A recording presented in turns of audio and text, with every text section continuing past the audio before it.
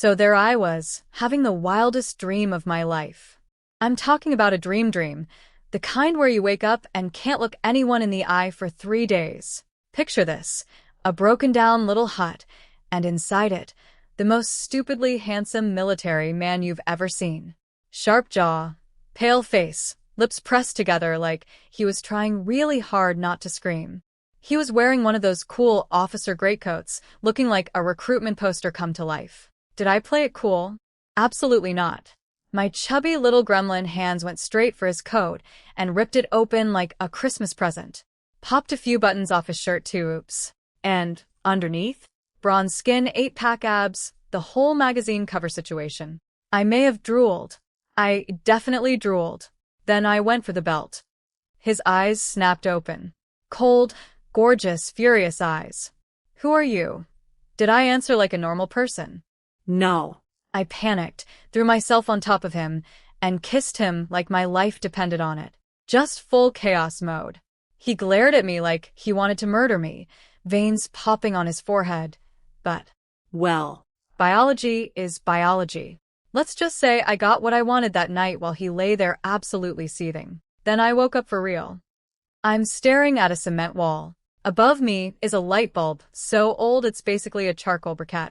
The room has 2 tiny beds, and literally nothing else. Through the crummy window, I can see a red brick wall with a big slogan. Strong army, strong nation, where am I? What is happening? Okay, let me back up. I was a web novel author. I had a boyfriend of 3 years. We were about to get married. Then, the night before the wedding, I caught him hooking up with my best friend.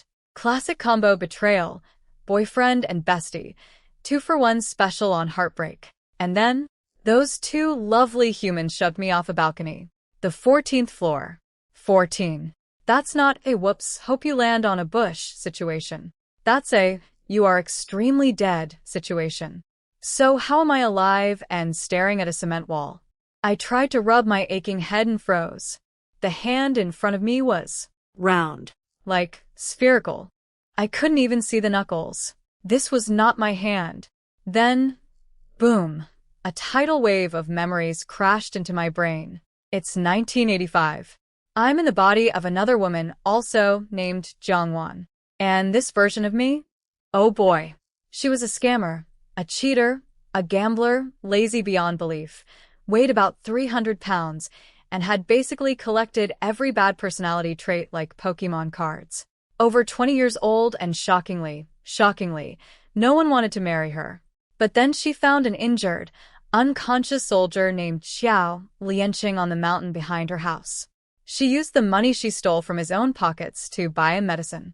Real generous, right? And then she did to him what I just dreamed about. The next morning, this poor man, still furious, face dark as a thundercloud, promised to take responsibility because apparently even in 1985, if a 300-pound woman ambushes you in a hut, honor is honor. A month later, he actually came back, married her, and brought her to the military family compound. Surprise.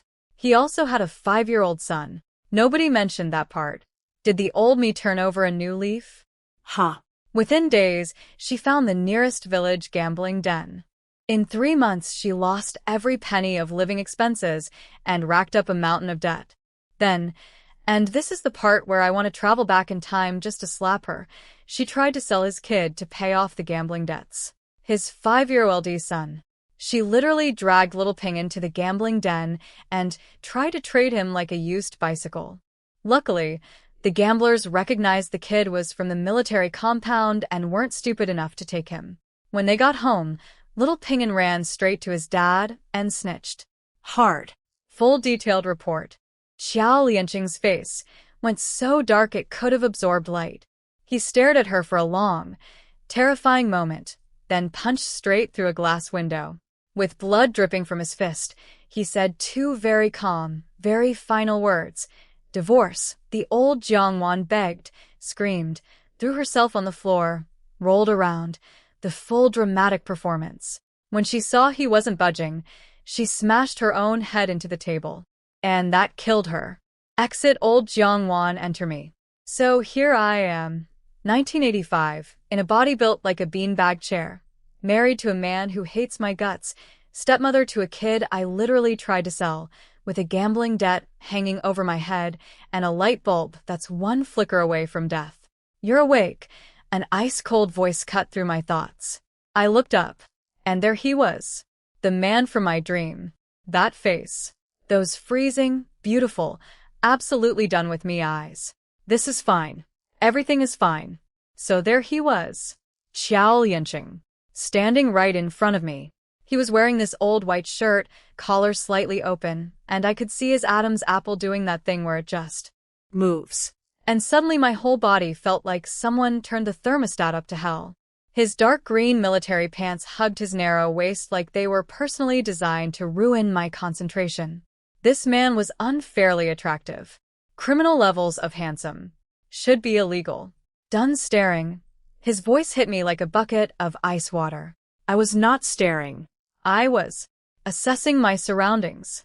He just happened to be eyeing my surroundings. Very prominently. "Since you're awake, drink your medicine." He shoved a bowl of the blackest, nastiest-looking liquid I've ever seen right under my nose.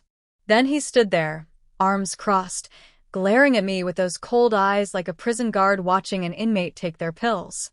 I looked at the swamp water. I looked at him. I looked at the swamp water again.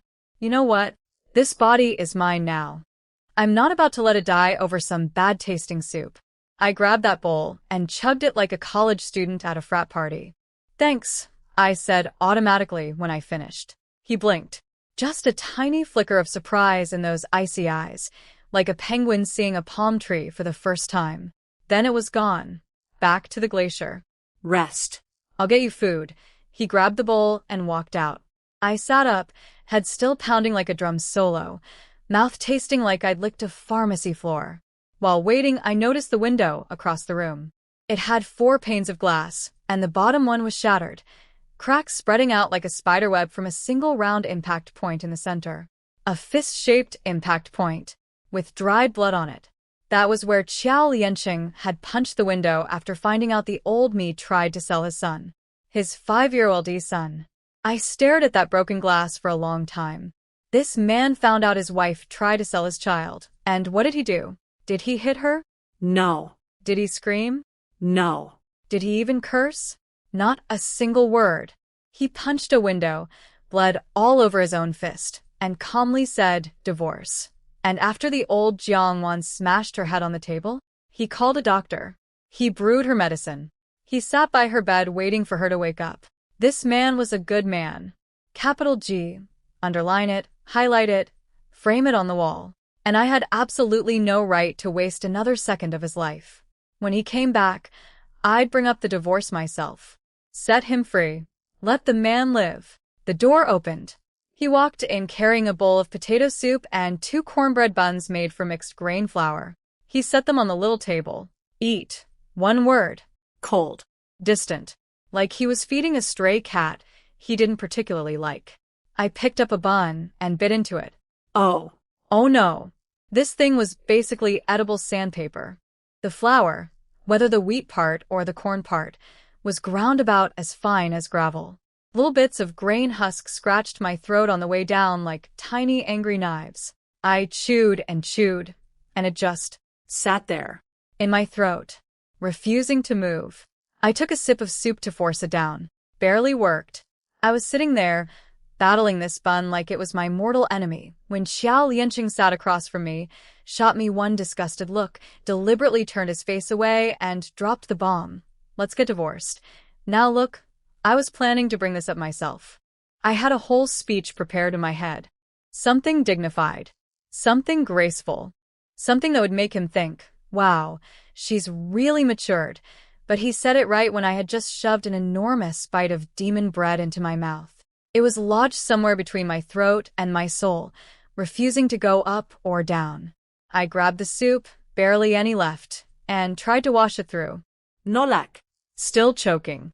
I looked at the remaining soup. I looked at the remaining bun. I made a tactical decision. Maybe if I shove more bun in there, it'll push the first bite down? Physics, right? Qiao Liancheng watched me silently inhaling bread instead of answering, and clearly thought I was ignoring him on purpose. He took a deep breath, the kind of breath people take when they're trying very hard not to lose it, and continued. No matter how our marriage started, I'm a man and I take responsibility. When I filed the paperwork and married you, I was sincere. We had no feelings for each other, but I was willing to try. But you should never have gone after Ping'an. I can tolerate you being overweight. I can tolerate you being lazy. But I cannot tolerate you having a rotten heart. And there it was. Every word calm, measured, and cutting deeper than any shout ever could. He wasn't wrong about a single thing. The old Jiang Wan had been handed a decent man on a silver platter, and she'd responded by gambling away his money and trying to sell his kid. Meanwhile, I was sitting there with a mouthful of unchewable cornbread, tears in my eyes, not from emotion, from the choking, trying to figure out how to say, I agree, let's divorce, without spraying crumbs all over his beautiful face. What a start to my new life. Truly, what a hand I'd been dealt. Okay, so there I was, fully ready to agree to the divorce. Mentally, emotionally, spiritually, I was on board. Yes, let's divorce, you beautiful man. You deserve freedom. That's what my brain was saying. My throat, however, had other plans. See, I'd been stress-eating that demonic cornbread while he was giving his very reasonable divorce speech, and now approximately 3 bites of grain husk concrete were lodged in my throat like they'd signed a lease and moved in permanently. Water couldn't fix it. Swallowing couldn't fix it. I was rocking back and forth, eyes rolling to the back of my head, looking like a possessed bowling ball. Qiao Liancheng, meanwhile, did not notice I was dying. He just kept going with his speech. I'll buy you a train ticket home. Plus 50 yuan and 20 jin of grain coupons as compensation. Very generous. Very fair. Would have loved to respond. Couldn't, because I was being murdered by bread. He glanced over, saw me wobbling around like a broken bobblehead, and his eyebrows twitched with annoyance. Jiang Wan, illegal gambling is a crime. You could go to prison. If you don't agree to the divorce, I'll report everything. We'll still get divorced, but you'll also be behind bars. I could barely hear him at this point. My vision was going blurry. My face was turning the color of a tomato. I was about to become the first person in history to be reincarnated twice in 24 hours, killed by a bun. I scrambled off the bed, one hand clutching my chest, the other reaching desperately toward Qiao Liancheng. Save. Save me. Now here's where things went horribly, catastrophically wrong. I was patting my chest, trying to signal, choking, dying, help. But this body? This body was so magnificently round that there was absolutely no visible difference between chest and chest area. Everything was just one zone, one continuous geography of flesh. So what Qiao Liancheng saw was his estranged wife, face flushed red, rubbing herself suggestively while reaching for him with grabby hands. His face went dark. Comrade Jiang Wan, please have some self-respect. Self-respect? I'm dying, you beautiful idiot. But he couldn't hear my internal screaming because my external screaming was blocked by bread. I threw myself in front of him, slapping my chest even harder, which again in this body looked exactly like what you think it looked like. Qiao Liancheng's face turned the color of a bruise. A vein on his forehead started doing a little dance. I could see the flashback happening behind his eyes, that night in the hut when the old Jiang Wan had jumped him like a hungry bear. He was reliving his trauma in real time. New grudge, meet old grudge. They were having a party on his face. Jiang Wan. He ground out each syllable like he was chewing glass. Divorce or divorce plus prison. Cool off and think about it. He stood up and headed for the door. Oh no. Oh no, no, no. If he left, I was going to choke to death alone in this room. And even if I somehow survived, he just threatened to report the gambling. And this was the 1980s. China in the 80s did not play around with gambling. The people running gambling dens? Straight up executed. Participants? Labor camps.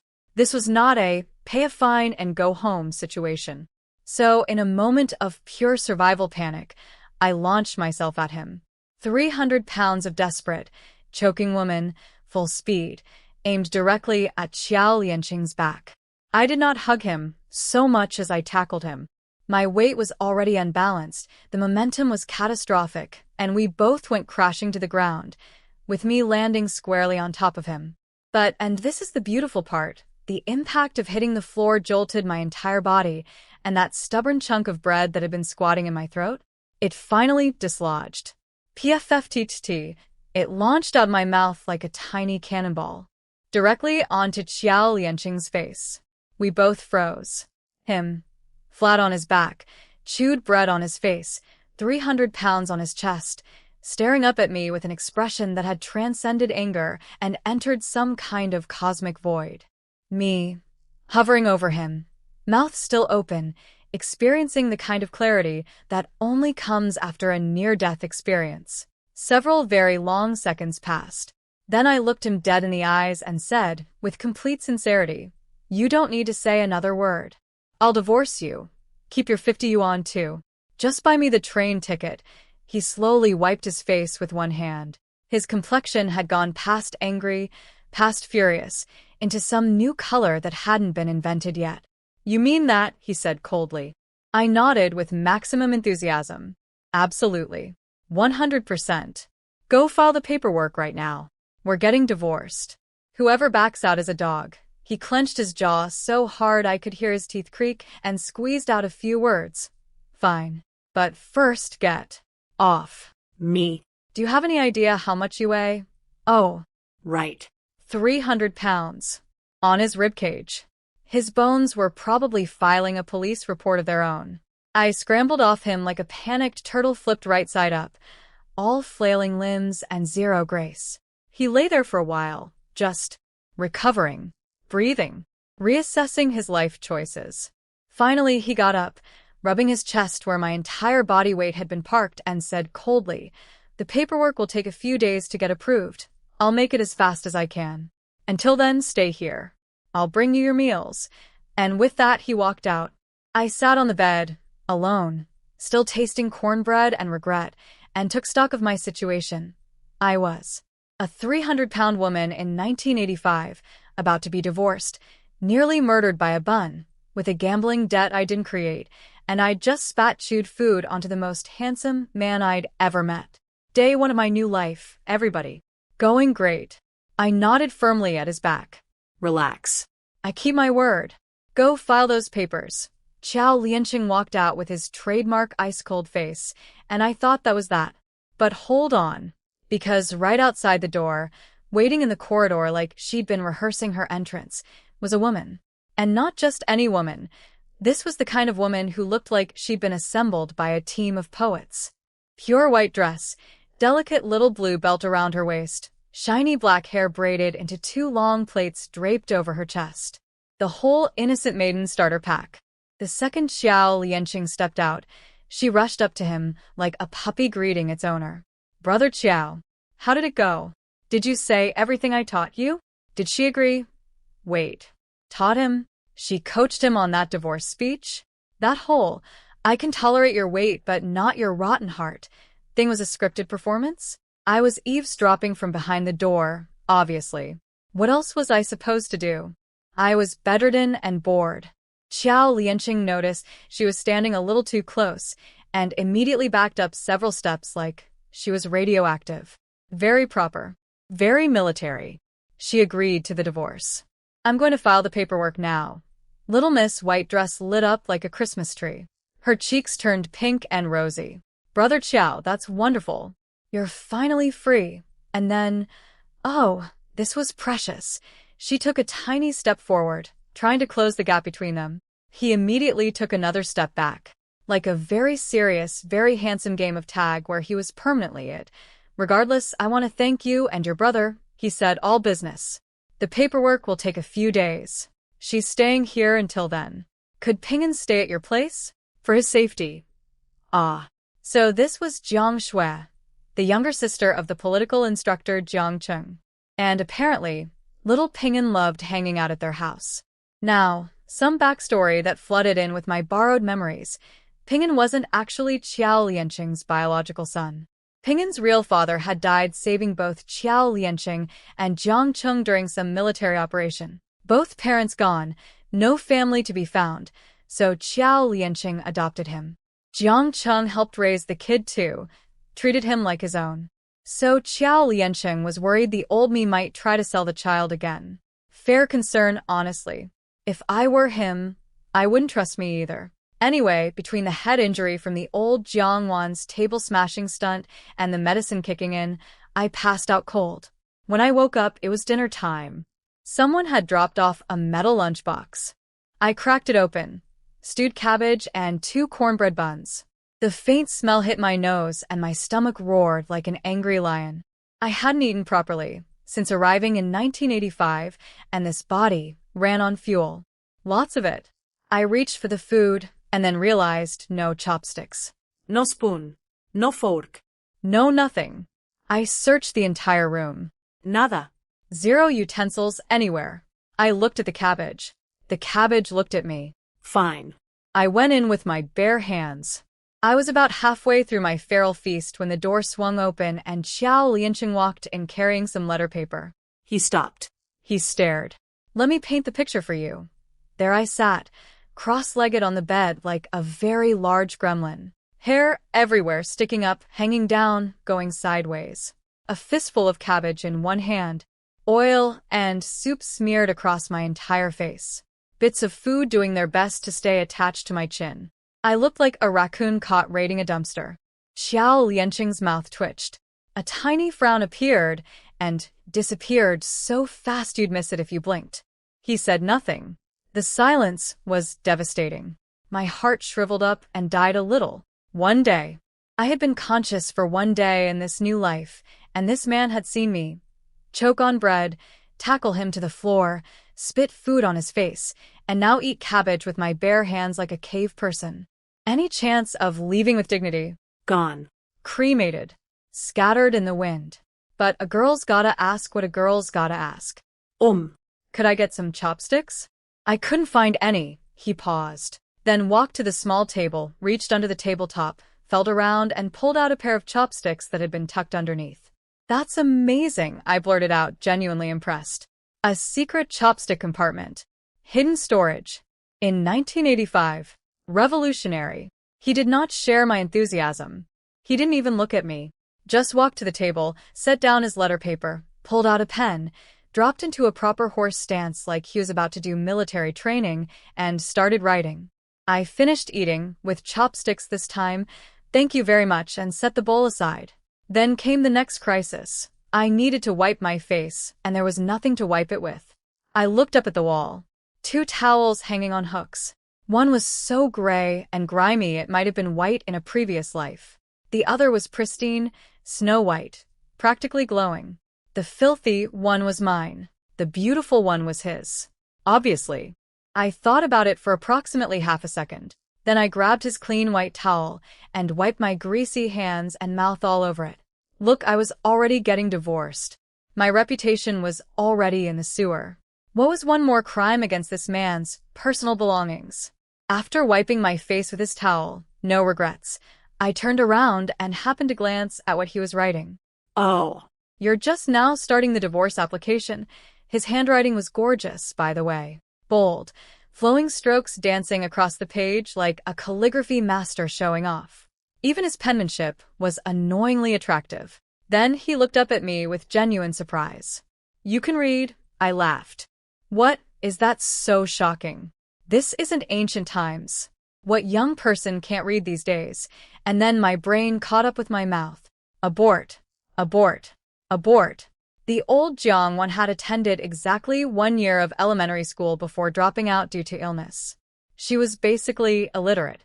When she signed the marriage certificate, she didn't even write her name. She just stamped her thumbprint like a medieval peasant. And here I was, casually reading his fancy calligraphy like it was a restaurant menu. I mean, I only know a few characters.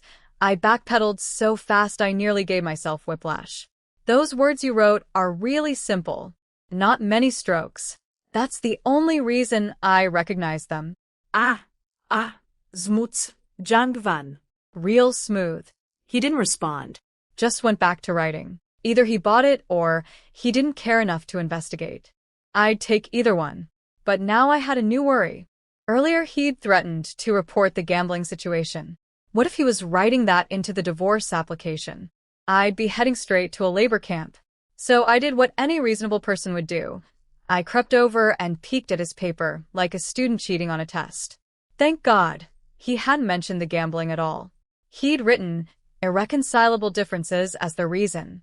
Just a basic personality clash divorce. I thought about it for a moment, then sighed. I'd suggest you not write it that way. He looked up, eyebrows raised. I'm saying this for your sake, I explained. Military marriages are really hard to dissolve. They investigate everything. If you just say personality differences, they'll probably reject it. He nodded slowly. Marriage isn't a game. Without a serious reason, they won't approve the divorce. Then he added, matter-of-factly, especially since you have no job, no land, and no income. That makes it even harder to get approved. I snorted. Well, aren't you honest? Look, write that I hate your son and can't coexist with a child. That's a concrete reason. They'll take that seriously. Qiao Liancheng stared at me. But that would damage your reputation. This man. He was about to divorce me, and he was worried about my reputation? Who does that? Who cares about the feelings of the woman who tried to sell his kid? I waved it off. What reputation? I don't have any reputation left to damage. Just write it. As long as you don't mention the gambling, I'd say you're already being merciful. He studied me for a long moment. Something flickered behind his eyes. Confusion, maybe. Like he'd picked up a rock and found something unexpected underneath. This woman was different today, and he couldn't quite figure out how. But then he shook it off. Different or not, I had tried to sell Ping'an. And for that, there was no forgiveness. The divorce was non-negotiable. He rewrote the letter using my suggestion. I read it over his shoulder, sneakily, because I was supposed to be semi-illiterate, and kept my mouth shut this time. That night, he slept on the small bed. This was a man who was 6 feet tall, crammed onto a bed that was about 5 feet long. His legs dangled off the end like a giraffe sleeping in a baby crib. He looked absolutely miserable, but he didn't complain. Not a word. We didn't speak. Two strangers sharing a room, connected by nothing except bad paperwork. The next morning, I was jolted awake by the military bugle blaring outside. I shot upright and immediately regretted it. The room spun like a carnival ride, and I collapsed back down like a sack of potatoes. This head injury was no joke. Qiao Liancheng brought breakfast, rice porridge, and 2 cabbage-stuffed cornbread buns. By now, I was developing a survival relationship with these buns. The throat-scraping sensation was becoming familiar, almost like an old enemy I'd learned to tolerate. We weren't friends, these buns and I, but we had an understanding. He dropped off the food and left without a single word. Not good morning, not how's your head, not even a grunt. Just pure, professional silence. We might as well have been strangers waiting at the same bus stop. At lunch, Qiao Liancheng didn't show up. Instead, in walked Miss White Dress herself, Jiang Wan. 2 perfect braids, spotless white outfit, looking like she'd floated in on a cloud made of good intentions. She glanced at me lying on the bed and I caught it. Just a flash, her pretty eyes flickering with disgust and contempt, quick as a snake's tongue. There, and gone in half a second. But her voice? Oh, her voice was honey and butterflies and warm spring breezes. Jiang Wan, here's your lunch. Brother Qiao is busy and couldn't get away, so since I was passing by, I thought I'd bring it over for you, Brother Qiao. Not your husband. Not Liancheng, Brother Qiao, said with the casual intimacy of someone who'd already mentally moved into this room and rearranged the furniture. The subtext was screaming at me. She was the insider. I was the outsider. She belonged here. I was just a temporary inconvenience being fed until the paperwork went through. You know what? I recognized the species. I'd written enough web novels to spot one from a mile away. This, my friends, was a textbook White Lotus. Sweet on the outside, scheming on the inside, and absolutely couldn't wait for the divorce papers to go through. My stomach was screaming at me like an angry landlord demanding rent. I dragged myself up, popped open the lunchbox, and found 1 bun. 1. Single. Bun. No soup. No curry. No nothing. Just a lonely little cornbread bun sitting in that metal box like a sad, abandoned orphan. Well, if there's nothing else, I'll head back. Jiang Shui was already gliding toward the door before she even finished the sentence. The question mark was purely decorative. Hold up, I called out. She turned around, and I caught that flash of irritation in her eyes before she smoothed it over with her trademark cotton candy voice. Yes? Something wrong? I pointed at the pathetic bun. But this is it. She blinked those innocent doe eyes at me. Oh? Is it hard to swallow? Don't tell me you ate better at home. Then she put her finger to her chin like she'd just had a revelation. Oh wait, silly me. I almost forgot. Looking at the size of you, your family must have been feeding you absolute delicacies. And then she looked me up and down, slowly, with her eyes dripping pure contempt. Not even trying to hide it anymore. Such a shame that Brother Qiao is just an ordinary officer. His monthly salary really can't afford to feed you. So maybe just make do. Oh, okay. So that's how we're playing this. I smiled. Nice and calm. Cut the passive-aggressive nonsense. Even if it's just a bun, at least there should be some soup with it. And if there's no soup, is a cup of water really too much to ask? Jiang Shui opened her mouth to fire back, but right then the door burst open and a skinny little boy charged in like a tiny bodyguard. He planted himself between us and screamed at me. Bad woman. Don't you dare bully Auntie Shui. Pingin. The kid the old me, had tried to sell. A few days ago, he merely disliked me. Now, he was looking at me like I was the final boss in a video game about evil stepmothers. I sighed. I couldn't even blame him. If some giant lady tried to sell me to a gambling den, I'd be mad too. Probably for the rest of my life. Kid had every right. But then Jiang Shui pulled her move.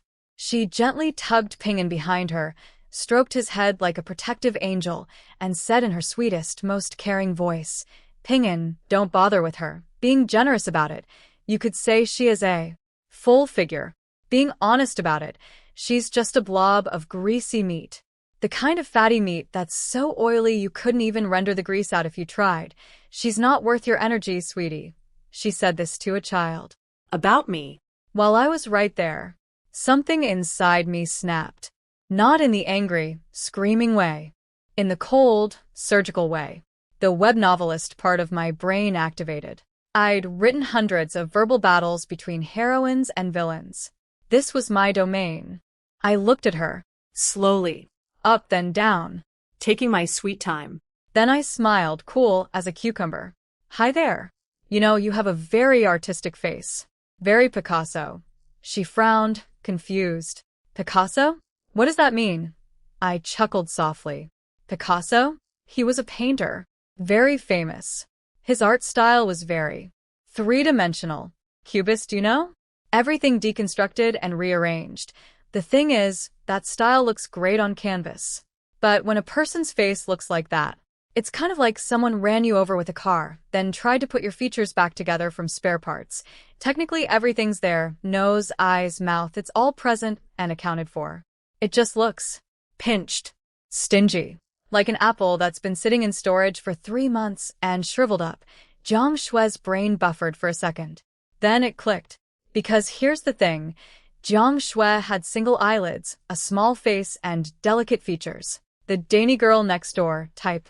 It was cute in its own way, but once I planted that image of a wrinkly old apple, you couldn't UNSC it.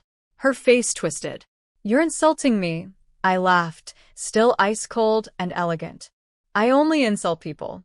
So no, I'm not insulting you. But since we're neighbors, let me offer some friendly advice. Calling someone else ugly doesn't make you any prettier. Her face went through about 7 colors in 3 seconds. You, who are you calling ugly, you? And right on cue, the door opened. Qiao Liancheng walked in and froze when he saw Jiang Shui. Jiang Shui? What are you doing here? Instant transformation. Jiang Shui's face crumpled like origami. Her eyes went red. Her lower lip trembled. Her voice came out small and wounded. Brother Qiao. I ran into little Qi delivering her food downstairs, and since I was heading up anyway, I brought it for her. But I was just trying to be nice, and she yelled at me. Beautiful. Chef esquisse. Oscar-worthy performance. The way her voice cracked on, yelled at me. Masterclass in victim acting. Qiao Liancheng frowned and looked at me. I pointed at the lunchbox. All I did was ask where the soup was. Or, at the very least, a cup of water. And she started calling me a blob of greasy meat. Zhang Shue's eyes brimmed with tears as she looked up at Qiao Liancheng and whispered, "Brother Qiao, I didn't." Oh, the audacity. She literally said it in front of a child and in front of me, and now she's standing there with her watery eyes claiming innocence, like a kitten caught next to a knocked-over vase. Classic White Lotus. Page 1 of the playbook. Insult in private, cry in public. Round 1. I'd call it a draw. But the war had just begun. Jiang Shui paused for a dramatic beat, then delivered her excuse. I slipped on my way up the stairs. The soup spilled. I looked at her pristine, white dress. Not a single wrinkle. Not one drop. Not even a dust particle. Slipped, I snorted. Your outfit's cleaner than a hospital floor. You dumped that soup on purpose. Not feeding me is one thing, but pouring out perfectly good food? In 1985? That's wasting grain, sister. That's practically a political crime. Qiao Liancheng shot me a look so cold it could have frozen the soup she supposedly spilled. The universal, shut up now, eyes. Then he turned to Jiang Shui, and his voice went soft like he was talking to a scared kitten. Take Ping'an and go home. Don't worry about things here. Jiang Shui did her best wounded deer impression. Eyes down, chin trembling, voice barely a whisper, and obediently took Ping'an's hand and left. But as the door closed, I heard Ping'an's little voice ring out in the hallway. Don't be scared, Annie Shui. Ping'an will protect you. I won't let that fat woman hurt you. Fat woman. I saw Qiao Liancheng's eyebrow twitch at that. A tiny frown. Like even he thought a 5-year-old dropping insults like that wasn't great. Small victory. I'd take it. Then Jiang Shui's sugary voice floated back. Ping'an is so good. You're my favorite. Of course I am. Of course he is. Ugh. They left. I picked up my sad, lonely bun and started chewing. A minute later, Qiao Liancheng walked out with a thermos. When he came back, he placed a cup of water on the table and said in his usual calm, flat tone, I put the thermos by your bed. Sorry, I've been busy these past few days and forgot to leave you water. He apologized. For forgetting my water. This man, whose wife tried to sell his kid, was apologizing to me for a minor hydration oversight. The divorce application has been submitted. Should be approved in a day or two. Rest and heal. Even after the divorce goes through, you can stay until you've recovered. And then he left. No goodbye. No lingering. Just information delivered with military efficiency. The more time I spent around this man, the more I realized he was genuinely, frustratingly decent. Responsible, fair, and considerate even to someone he despised. Too bad. Not my type. We were getting divorced, and that was that. Or so I thought. Because the divorce application came back, and the first person to deliver the news wasn't Qiao Liancheng. It was political instructor Jiang Cheng, Jiang Shui's big brother. The guy whose entire family had a vested interest in my marriage ending. He walked in while I was lying in bed doing leg lifts and hip exercises. Because if I was stuck in this 300-pound body, I was at least going to start the renovation project. Comrade Jiang Wan, your divorce application with Qiao Liancheng has been denied. I sat up so fast, I nearly blacked out. The room spun. I grabbed the bed frame for support and squinted at him. Why? I literally hate the child, I said, leaning hard into the villain persona. Anything to make this divorce happen. Jiang Cheng cleared his throat. The organization has determined that since you've only been married for 3 months and didn't know each other well beforehand, there hasn't been enough time to build understanding. Coming together as a couple is a rare and precious thing. You should cherish it and try to learn more about each other. Ping'an is a good boy. Very well behaved. Maybe you should open your heart and... I cut him off with a smile. Instructor Jiang, I know this is our first time meeting, but I also know you're fully aware of what I did. So you came here to convince me not to divorce. Does your sister know about this visit? His face turned the color of embarrassment. Bolziwai. Everyone in the entire military compound knew Jiang Shui was head over heels for Qiao Liancheng. It was the worst kept secret on base. And here was her brother, whose little sister was practically writing Mrs. Qiao in her diary every night, telling me to stay married. He coughed awkwardly and tried a different angle. Look, I'll be straightforward. The higher-ups think your marriage is too new. Not enough communication, not enough time together. They want to give you both a chance. How about this? Stay for 7 more months. If you both still want the divorce after that, they'll definitely approve it. Deal? I sat there, chewing on this mentally. 7 months. 7. That was a long time to live with a man who looked at me like an unwanted piece of furniture. But then reality hit me. Where exactly would I go? A few years back, the government had distributed farmland to individuals. The old Jiang Wan, being 300 pounds of pure laziness, couldn't even bend over, let alone farm.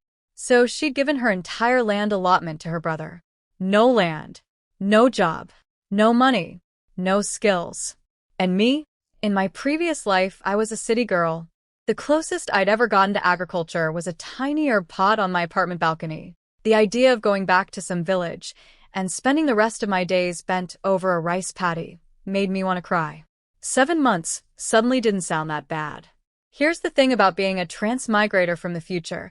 If I didn't use this once-in-a-lifetime advantage to build something, make some money, and create a whole new life, I'd be an absolute disgrace to the entire isekai genre. 7 months? That wasn't a prison sentence. That was a runway. A launch pad.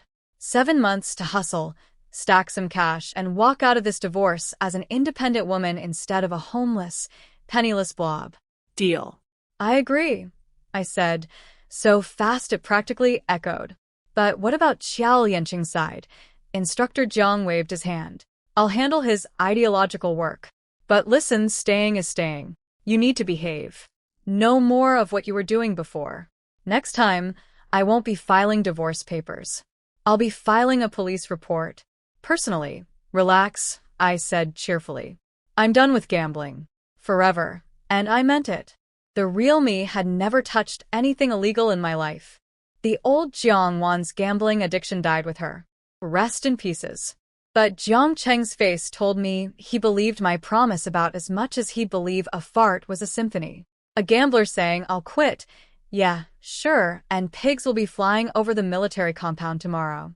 That evening, Qiao Liancheng came back looking like a thundercloud had moved into his face and signed a long-term lease.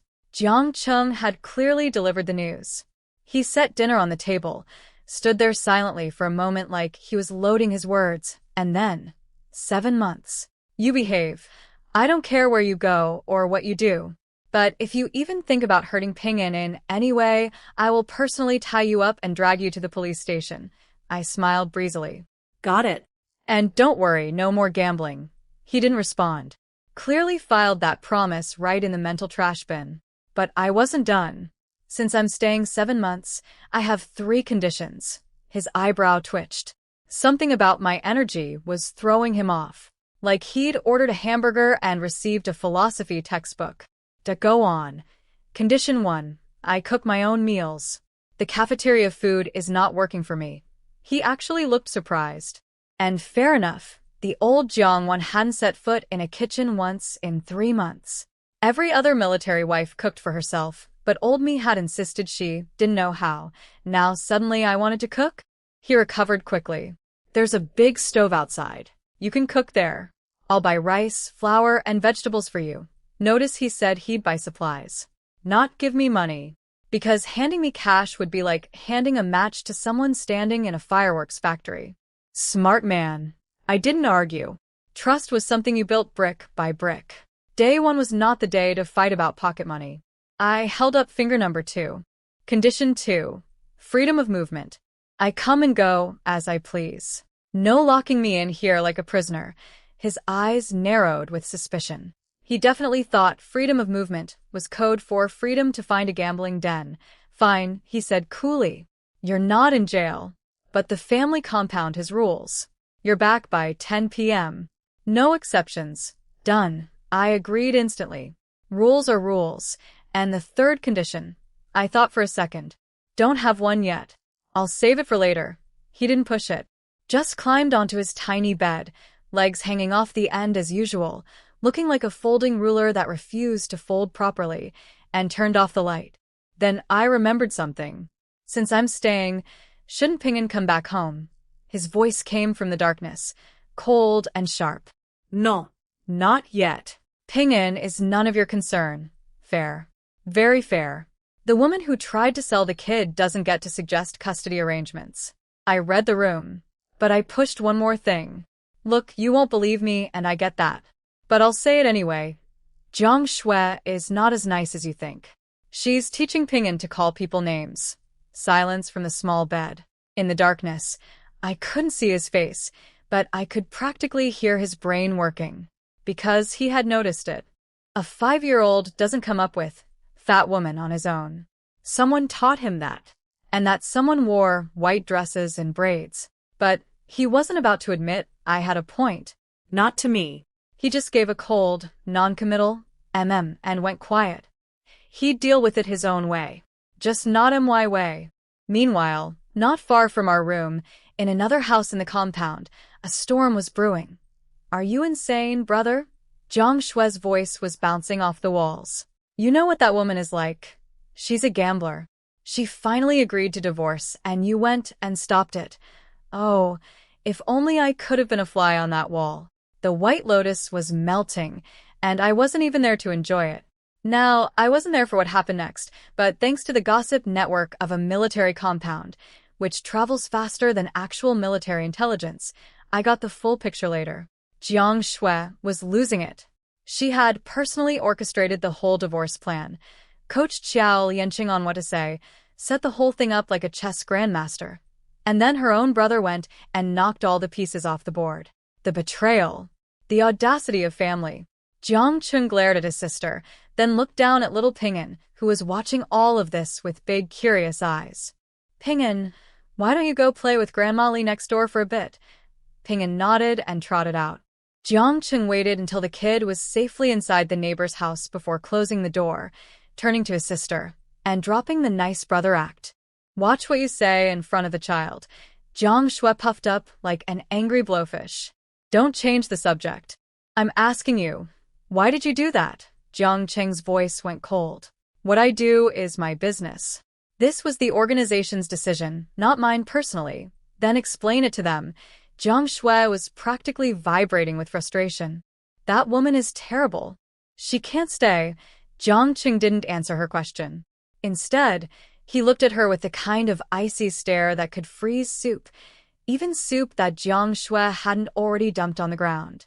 Jiang Shui, let me guess, you want them to split up so you can marry Qiao Liancheng.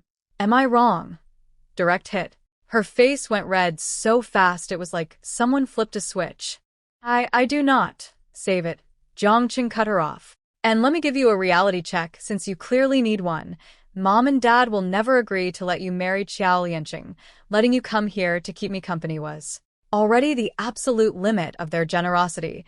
If they find out you want to marry a divorced man with a child, they would rip your page right out of the family registry and burn it. You think I'm joking? Jiang Shui started trembling. Because he was right. The Jiang family wasn't just any family. They had status in the Beijing military district. Reputation mattered. Face mattered. Their daughter marrying a man from a rural background who was already divorced with a kid? Even if Qiao Liancheng were single, he'd barely meet their standards. With all this baggage? Absolutely not. Her parents would disown her faster than you could say. Wedding invitation. Seeing his sister deflate, Jiang Cheng softened a tiny bit. If you really care about Qiao Liancheng, think about him for once. He's a farm kid who clawed his way up from nothing. A divorce 3 months into his marriage would damage his record, his career, everything he's built. So this is final. Drop the scheming. Stop stirring up trouble, or I'm packing your bags and shipping you home myself. Jiang Shui pressed her lips together, eyes red, and said nothing. But behind those lowered eyelids? Pure, concentrate da tred. Not for her brother. For me. The bare woman, who was ruining all her carefully laid plans just by continuing to exist. Oh, honey. I wasn't even trying yet. The next morning, Qiao Liancheng brought breakfast and found me actually up, walking around, vertical for the first time in days. My head still hurt, but the room had stopped spinning like a washing machine. Better, he looked genuinely surprised. Yeah, not as bad today. I'm thinking of going outside for a walk. He stared at me for a long, flat second. Then, completely deadpan. How convenient that you recovered just now. I froze. Oh no. Oh no. He thought I'd been faking it. And honestly, the timing did look suspicious. When we were getting divorced, I was practically on my deathbed, dizzy and helpless. The second the divorce got denied, suddenly I'm up and doing laps around the room like nothing happened. Combined with the old Jiang Wan's track record of scamming and manipulation. Yeah. I'd be suspicious of me too. I coughed awkwardly. So, About the cooking supplies. Can you bring those back today? He raised an eyebrow, still clearly skeptical that I could actually cook, but nodded. I'll bring them tonight. Great. I beamed at him. Full sunshine smile. Couldn't help it. He paused, blinked. His eyebrows drew together in this tiny, confused frown. And I realized he'd never seen this face smile before.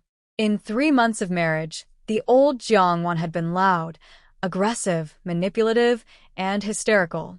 But she had never once genuinely smiled. He studied me for just a moment longer than necessary.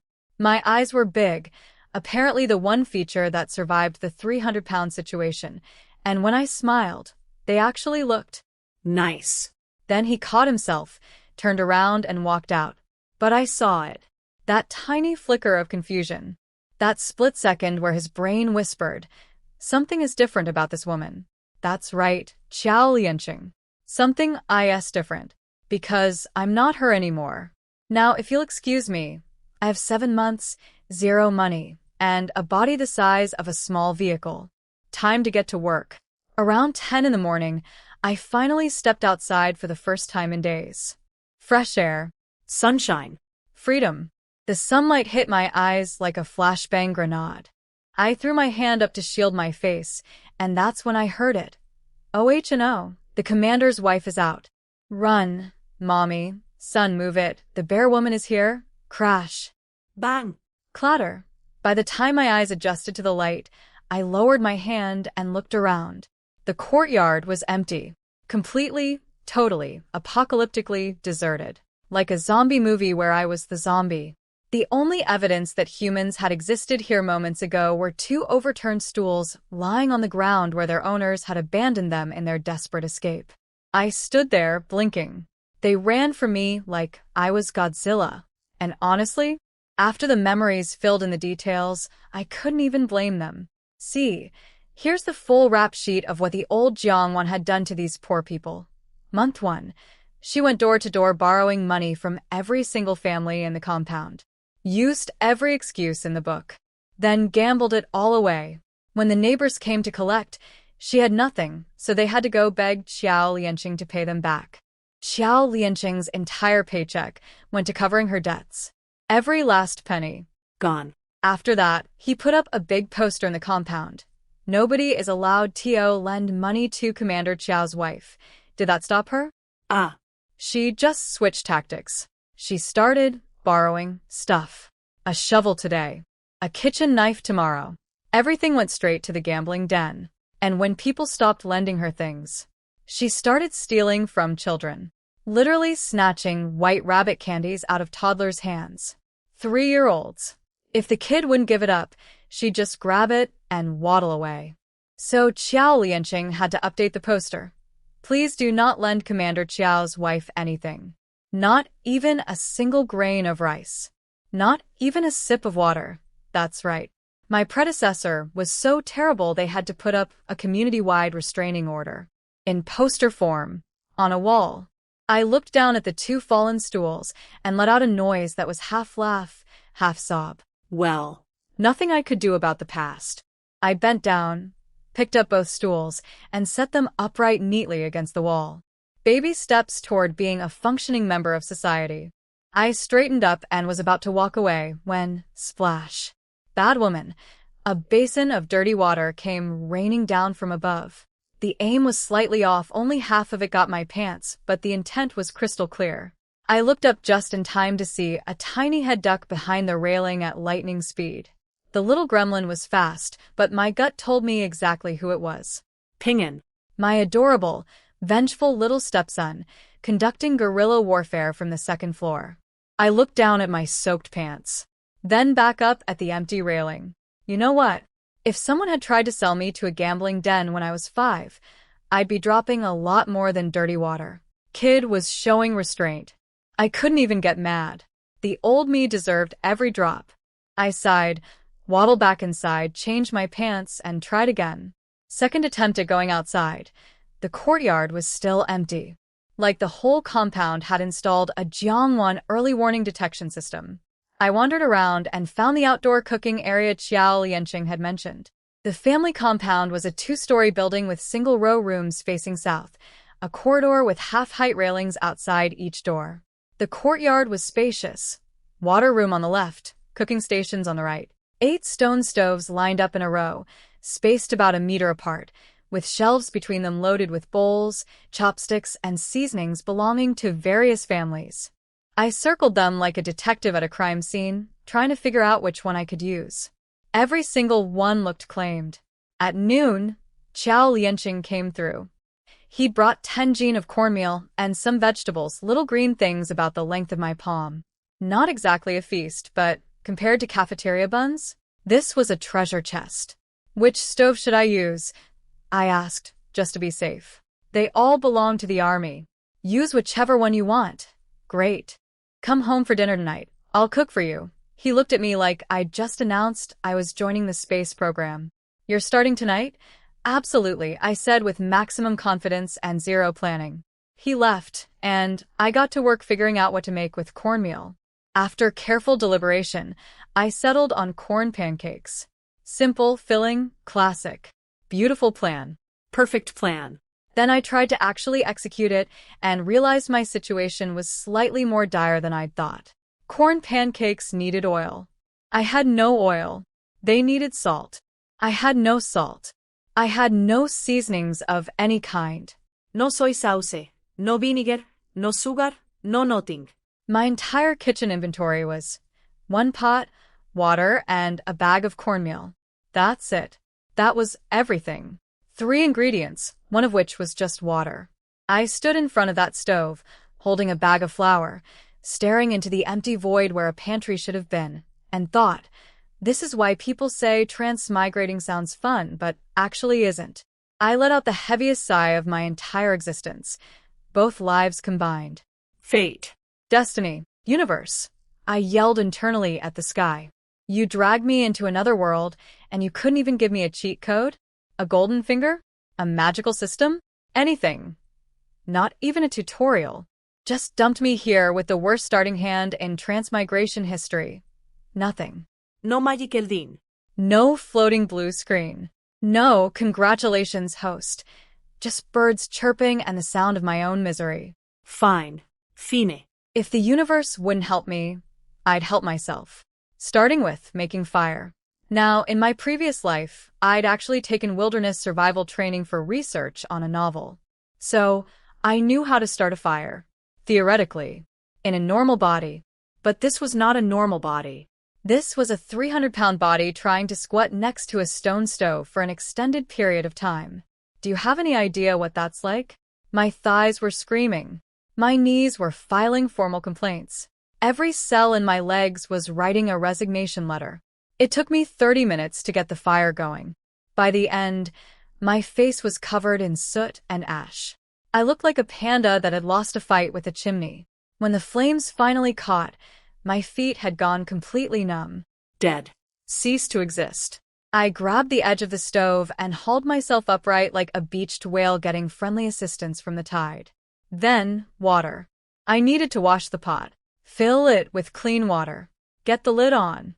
Every step was a mini marathon in this body. By the time the lid was on and the water was heating, I was gasping like I'd just run an Olympic sprint. Corn pancakes? Forget it. No oil, no salt, no nothing. The best I could manage was corn porridge. Just cornmeal dumped in water.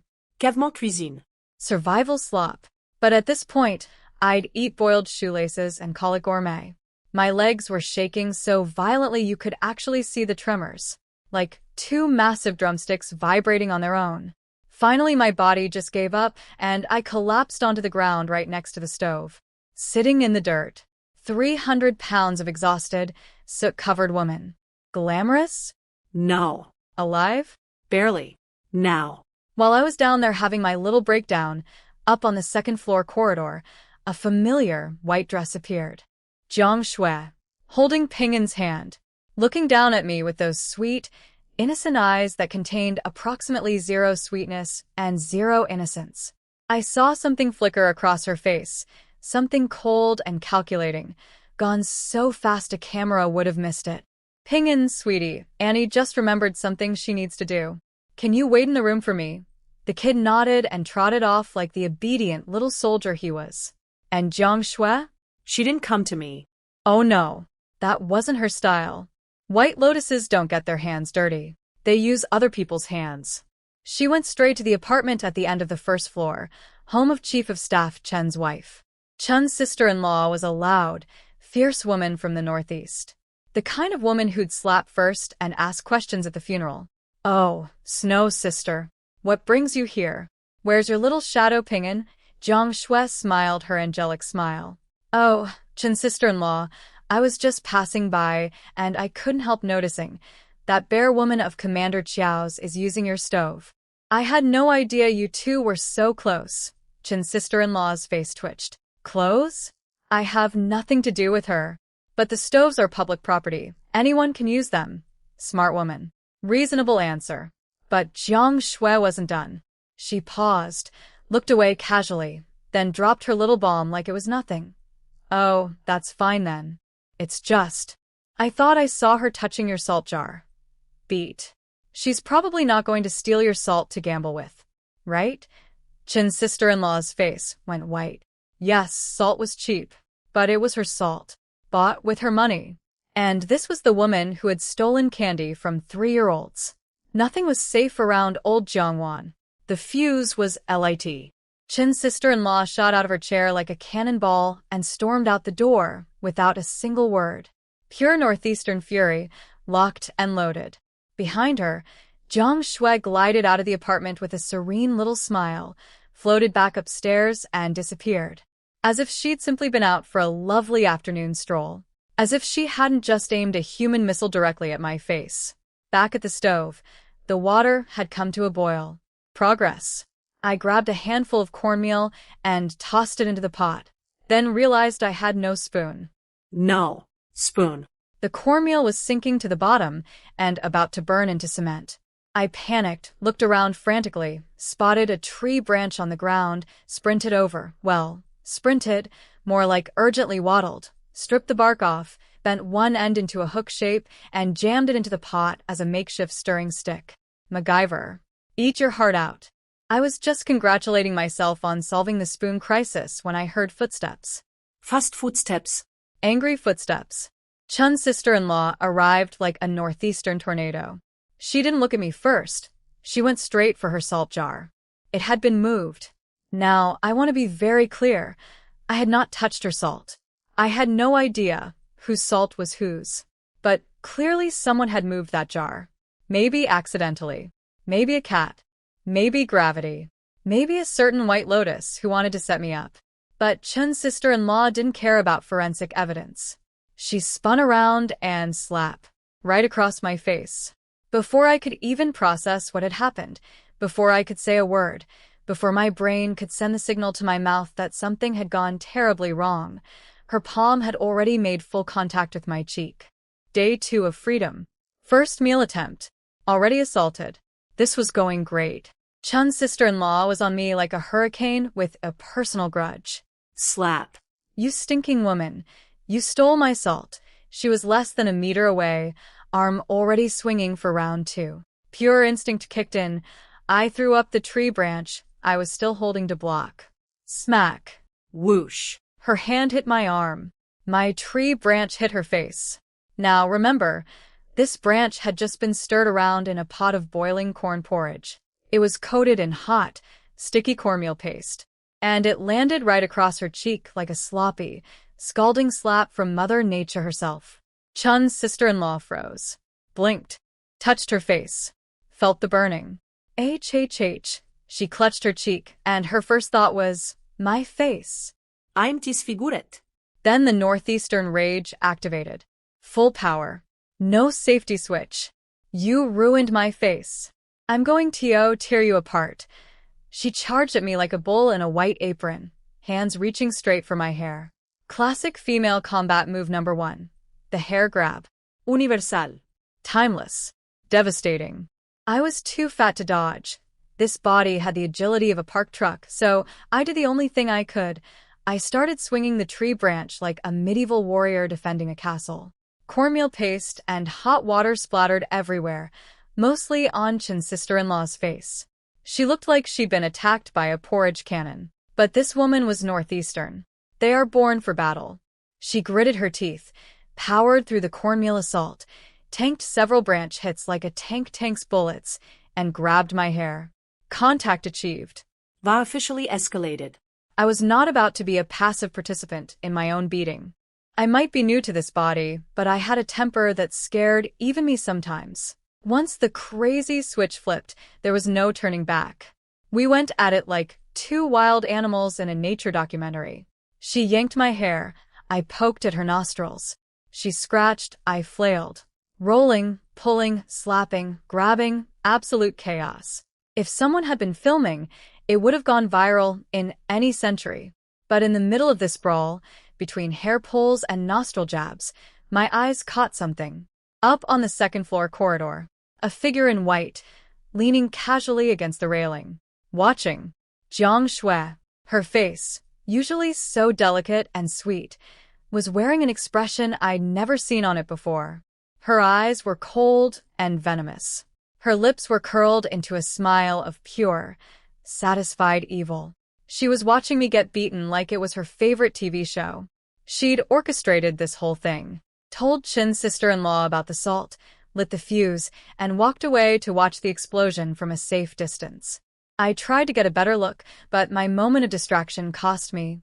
Smack. Chin's sister-in-law landed a hit right on my head. I had to snap back into combat mode. When I finally stole another glance upward, the white dress was gone. Vanished. Like she'd never been there at all. Classic White Lotus warfare. Start the fire, disappear before the smoke clears. Eventually, someone must have gone for reinforcements because Qiao Liancheng showed up with Chief of Staff Chen. The two military men stood there, staring at their respective wives, both covered in scratches, cornmeal, and fury, in absolute speechless bewilderment. What happened? Chief Chen asked first. This stinking woman stole my salt, Chin's sister-in-law bellowed, pointing at me with a trembling, rage-fueled finger. Chief Chen's eye twitched. It's salt. You started a fist fight over salt. She didn't ask. Taking without asking is stealing. If someone steals from me, I have every right to. Chief Chen had no comeback for that logic. Technically, she wasn't wrong. He stood there, mouth opening and closing like a fish. Then Qiao Liancheng turned to me.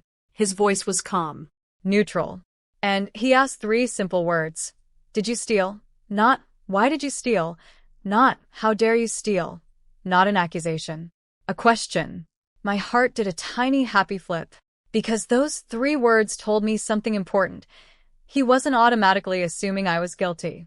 Despite everything the old me had done, the gambling, the scamming, the candy snatching, he was still giving me the chance to explain. This man had sense. Feeling suddenly much better about life, I straightened up and answered. I didn't steal anything. I saw her salt jar had tipped over while I was cooking, so I set it upright. That's the only time I touched it. Lies, Chin's sister-in-law exploded.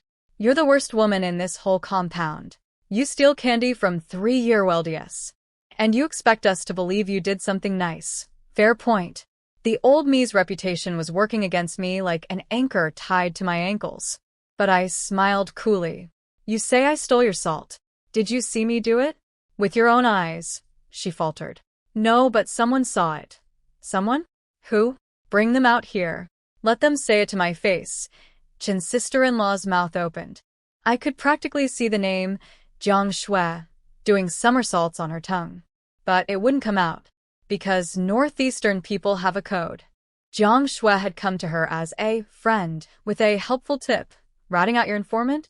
That was betrayal. That went against the honor. She stiffened her neck stubbornly. Someone saw it. Never mind who. I already knew. I smiled, cold, sharp, and aimed like an arrow. Someone, huh? Let me guess, it was Jiang Shui. The look on Chen's sister-in-law's face told me everything. Bull Zye. Chen's sister-in-law's face scrunched up. She didn't confirm my guess about Jiang Shui. She didn't deny it either, which, for everyone present, was basically a signed confession. I pressed on. Everyone in this compound knows what Jiang Shui wants. She's been scheming to get Qiao Liancheng since day one. And you're taking her word for it. Chen's sister-in-law fired back. So what? I'm supposed to trust you instead? Okay. She had a point there. In the credibility rankings of this military compound, old Jiang Wan was ranked somewhere between a known con artist and that raccoon that keeps getting into the trash. Jiang Shui was manipulative, sure, but old me had been so much worse that by comparison, the White Lotus looked like an actual saint. I sighed. Time to use something the old Jiang Wan never bothered with. Logic. Look, I didn't steal your salt. My porridge is right there. Taste it. If there's even a hint of salt in it, I'll admit everything. And think about it. If I was going to steal something, wouldn't I steal a spoon first? I'm literally stirring my food with a tree branch. Does that look like someone with a master theft plan? And if you still don't believe me, search me. I spread my arms wide and shook out my clothes dramatically. Summer clothes, thin fabric, no pockets. Nothing fell out except some sweat and what was left of my dignity. Go ahead. Find the salt. Check every fold. The only salt on me is from my own perspiration. Chen's sister-in-law frowned but didn't move. I turned to Chief of Staff Chen. Sir, please taste the porridge yourself. He grabbed a pair of chopsticks, walked over to the pot, and lifted the lid. Oh, right. During our little MMA match, I'd completely forgotten about the stove. The porridge had boiled down to half its volume, and the bottom was burned black. My first ever meal in 1985, destroyed by combat. He scraped up a bit of the surviving porridge, put it in his mouth, chewed thoughtfully, and shook his head. No salt. Chen's sister-in-law's face went through an entire journey. Anger, confusion, embarrassment, and finally the realization that she'd just beaten up an innocent woman over a lie told by a girl in a white dress. Chief Chen's face was burning so hot you could have fried an egg on it. Well then, it was all a misunderstanding. Commander Qiao, I apologize on behalf of my wife.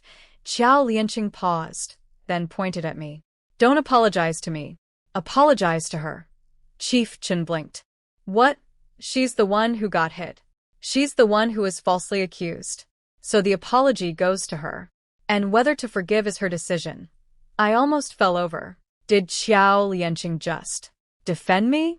Did this ice-cold divorce filing, I can tolerate your weight but not your heart man, just redirect an apology to make sure I got the respect I deserved? Be still, my 300-pound heart. Chief Chen turned to me awkwardly. About earlier, I waved my hand. Don't bother. You didn't hit me. Your wife did. He looked like he wanted the ground to swallow him. He turned to Chen's sister-in-law with a please just do-it face. She ground her teeth, so hard I could hear the enamel protesting. Then, like every word was being extracted with pliers. Sorry. Did I accept gracefully? Did I say, no worries, water under the bridge? Did I take the high road? Absolutely not. An apology? That's it? I got beaten up for nothing. Look at my arms. Look at my face. Scratches everywhere. What if I'm disfigured? Chen's sister-in-law snorted. You were already ugly enough. What's disfigurement gonna change? Oh, and oh, she didn't. I raised an eyebrow. Whether I'm ugly or not. How does that affect your life? Am I eating your rice? Am I sleeping with your husband? You. Chen's sister-in-law's eyes bulged. What did you just say? I'm just stating facts. I continued, smooth as butter. Sure, I'm not pretty, but at least I'm not the one who got used as a weapon by someone else. You got played like a fiddle and you don't even see it. That shut her up instantly. Because she knew. She knew Jiang Shui had wound her up and pointed her at me like a guided missile. And she'd fallen for it completely. Chief Chin was developing a visible headache. In normal human interactions, when someone apologizes on their wife's behalf, the other person says, "It's fine," and everyone moves on. That's the script. That's how society works. But apparently nobody gave me the script. Comrade. He started cautiously. My name is Jiang Wan. I corrected him. Please address me as Comrade Jiang Wan. He winced. Right. Comrade Jiang Wan. How would you like to resolve this? I tapped my chin thoughtfully. Well, this was basically an unprovoked attack on an innocent person. I don't need the apology anymore. How about some compensation instead? His jaw dropped. Beside him, Qiao Liancheng's face turned a shade of embarrassed I'd never seen before. He grabbed my arm and started dragging me away. It was a misunderstanding. Let's just forget it. We're leaving, and before I could negotiate my settlement, he hauled me back to our room like a parent removing a difficult child from a store. The second we were inside, I shook off his hand. Hey, Qiao Liancheng, what was that about? Qiao Liancheng frowned at me like I was a math problem he didn't want to solve. How much compensation were you going to demand? It was a misunderstanding. She hit you, sure, but you hit her back plenty. And now you want compensation on top of that. I was fuming. So, I deserved to get slapped? I did nothing. I was just stirring porridge with a stick and minding my own business. Why should I be the one who just takes it? He went quiet. And you know what? I kept going because my mouth had no brakes. For a second there, when you told them to apologize to me instead of you, I actually thought you were on my side. But nope. You're just as bad, he sighed, the deep, tired sigh of a man who'd been dealing with too much drama for one lifetime. I'm on the side of what's right. And yes, you were wrong today. I know that.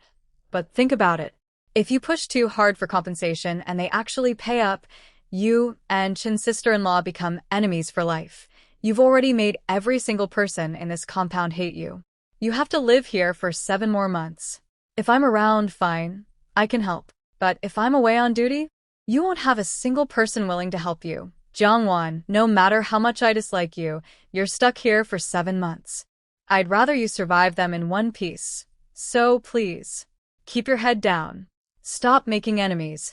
I opened my mouth to argue, and then closed it. Because he was right. Annoying, infuriatingly, undeniably right. The old Jiang Wan had burned every bridge in this compound, and then danced on the ashes. I was surrounded by people who would cheerfully watch me drown. Starting a blood feud with the one family I'd just had a fight with was strategically stupid. But still, I felt wronged. And my voice came out smaller than I expected. I wasn't going to ask for anything crazy. I just wanted a little bit of salt. Silence.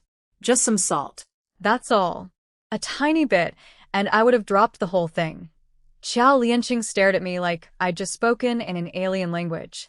Because the old Jiang Wan, given this kind of opportunity, she would have demanded the moon, the stars, and someone's firstborn child. She would have squeezed every last drop out of this situation, like wringing a wet towel. And here I was asking for salt. Salt. The most basic condiment in human civilization. Something shifted in his expression. Just barely. Like a locked door loosening by 1 millimeter. Then I'm sorry, he said. His voice was actually soft. I didn't think it through. I didn't realize you'd actually started cooking. I'll buy you whatever you need for the kitchen. Or write me a list and I'll get everything. I nodded quietly.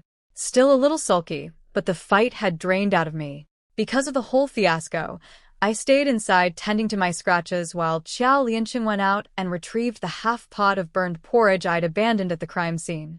And then, he ate it. Let me describe this porridge to you. It had no salt, no oil, no seasoning of any kind. It had been boiled down to sludge, burned on the bottom, and infused with the smoky flavor of my terrible fire-building skills. It tasted like regret with a hint of charcoal. I took one bite and nearly quit. But Qiao Liancheng sat there, face completely neutral, and ate bowl after bowl. Like it was perfectly fine. Like it was good even. This is not representative of my cooking. I protested, deeply embarrassed. I was going to make corn pancakes, but I had no oil. He shook his head calmly. It's fine. this is good. And I realized he meant it. He'd grown up poor. A farm kid from the countryside who'd fought his way to becoming an officer. There were times in his life when he couldn't even get this much to eat. Hot food with no flavor was still hot food. My heart did that annoying squeezing thing again. That evening, there was a knock at the door. Chief of Staff Chen himself, holding a small package of salt and a bunch of fresh green vegetables. About today, we were in the wrong. Please accept this as an apology. It's not much. Qiao Liancheng immediately went into polite mode. Oh no, it was just a misunderstanding, you didn't have to, but he took the stuff. Obviously. We needed salt like a fish needs water. I beamed at the little bundle like it was a chest of gold. Now we're talking. I don't care if it's big or small, it's the thought that counts. It shows attitude, salt, Actual salt. and vegetables that weren't from a military cafeteria. This was the best day of my new life. Qiao Liancheng watched me celebrate over a handful of salt and some greens with visible confusion. The woman who used to gamble away hundreds and steal from toddlers was now jumping for joy over basic condiments. Something wasn't adding up in his brain, and he knew it. The next day at noon, he came home dragging a big sack. He opened it up, and inside was everything. A spoon. A steaming rack. A rolling pin. Various seasonings. And I gasped a small bottle of oil. Golden, precious, beautiful soybean oil. In 1985, cooking oil was practically a luxury item. Most families rendered fat from pork scraps and buried the lean meat in soy paste jars to preserve it. Actual bottled soybean oil required ration tickets, and even with tickets, supplies were limited. This man had used his ration tickets for me, the woman he was planning to divorce in 7 months. Check if anything's missing, he said, pulling out my handwritten list and comparing items. I stared at the bottle of oil, then at him, then at the oil again. This man was making it very difficult to maintain a professional, divorce-bound emotional distance. I peeked into the bottom of the bag, and my eyes went wide. Rice, flour, and, be still my beating heart, 10 gene of white flour. Real white flour. The kind that doesn't shred your throat on the way down. The kind that doesn't contain mystery bark fragments. The kind that civilized humans use to make actual food. I could mix it with the corn flour and finally eat something that didn't feel like swallowing a cactus. Stay for lunch, I blurted out, grinning so hard my cheeks hurt. I'll cook. Qiao Liancheng looked at me like I'd just sprouted a second head. All he did was bring home some basic groceries, and I was reacting like he'd handed me the keys to a palace. You seem really happy, he said cautiously, like he was poking a suspicious package to see if it would explode. Of course I'm happy, I beamed. This is what life is about. Having ingredients, making food, eating meals, this is living. Before this, I was just surviving. Living, he murmured quietly, almost to himself. A strange, wistful look crossed his face. He wanted that too, I realized. A normal life. Coming home to a cooked meal. A household that functioned. But the old Jiang Wan had turned his home into a debt collection office. He'd been afraid to come home, never knowing which neighbor would be waiting at his door demanding money back. And now here I was, bouncing around like a golden retriever, because he brought home flour. Something in his eyes shifted. Like he was seeing me, really seeing me for the first time. Anyway, lunch. I decided on noodles. Because I physically could not handle another throat-scraping experience with unsifted flour. Those grain husks had declared war on my esophagus, and I was done being their victim. Here's where my big brain kicked in. When I'd written that supply list, I'd specifically requested 3 face masks. Not for illness, for engineering. See, the masks in 1985 were made of layered cotton mesh. I carefully unpicked the stitching, separated the mesh layers, and stacked 3 of them together. Boom. Homemade flour sifter. I didn't even wait for Qiao Liancheng to leave. I just started working right there, sifting flour through my mask sieve like a 1985 Martha Stewart. Within minutes, I had a bowl of beautifully fine, husk-free flour. Then I hit a wall. Literally the most basic wall possible. I needed to knead the dough. To knead dough, you need a flat surface. A cutting board. A counter. Anything. I had none of these things. I'd written a detailed supply list and somehow forgotten the single most essential piece of equipment for making noodles. I stood there, holding a bowl of flour, frozen in place like a buffering computer. "What's wrong?" Qiao Liancheng asked, noticing my system crash. I laughed nervously. I Forgot to ask for a cutting board. He looked at the table. "Would that work?" I shook my head. "Too dirty." He thought for a moment, then reached behind the bed and pulled out a piece of glass. Table-sized, flat, clean. "I bought this to replace the window I broke, but the size was wrong and I haven't found a glass cutter yet. Will this do for now?" A window pane. As a cutting board. In any other context, this would be absurd. But in my current situation, this man had just handed me the Holy Grail. Yes. Perfect. He wiped it clean with a cloth and set it up on the table. "This'll do for today. I'll get you a proper board later." I watched him work, efficient, helpful, not a single complaint, and my heart did that stupid warm thing again. This man was voluntarily helping his soon-to-be ex-wife make noodles on a broken window pane. What kind of saint was he? Whoever married this man next was going to be the luckiest woman alive. Too bad that woman wouldn't be me. We had an expiration date, and I needed to remember that. Rolling out noodles on glass turned out to be an experience. The dough stuck to it, then slid around on it. You had to press hard enough to flatten the dough, but gentle enough not to shatter your cutting board. It was like defusing a bomb while cooking. And this body? 300 pounds of me was drenched in sweat after about 4 minutes of rolling. I was panting like I'd just run a marathon. My arms were shaking. Sweat dripping into the flour. Real attractive stuff. Qiao Liancheng watched me struggling for approximately 30 seconds before stepping in. "I'll do it. You direct." I gratefully stepped aside. He grabbed the rolling pin and immediately discovered that glass-based noodle making was harder than any military training he'd ever done. The dough stuck. The dough slid. The glass threatened mutiny. But he powered through with sheer determination and military discipline until we had actual, real, hand-rolled noodles. Teamwork. In this household. For the first time ever. I started cutting the noodles while he went outside and got the fire going. Then he came back and grabbed bowls without being asked. This man was a natural sous chef.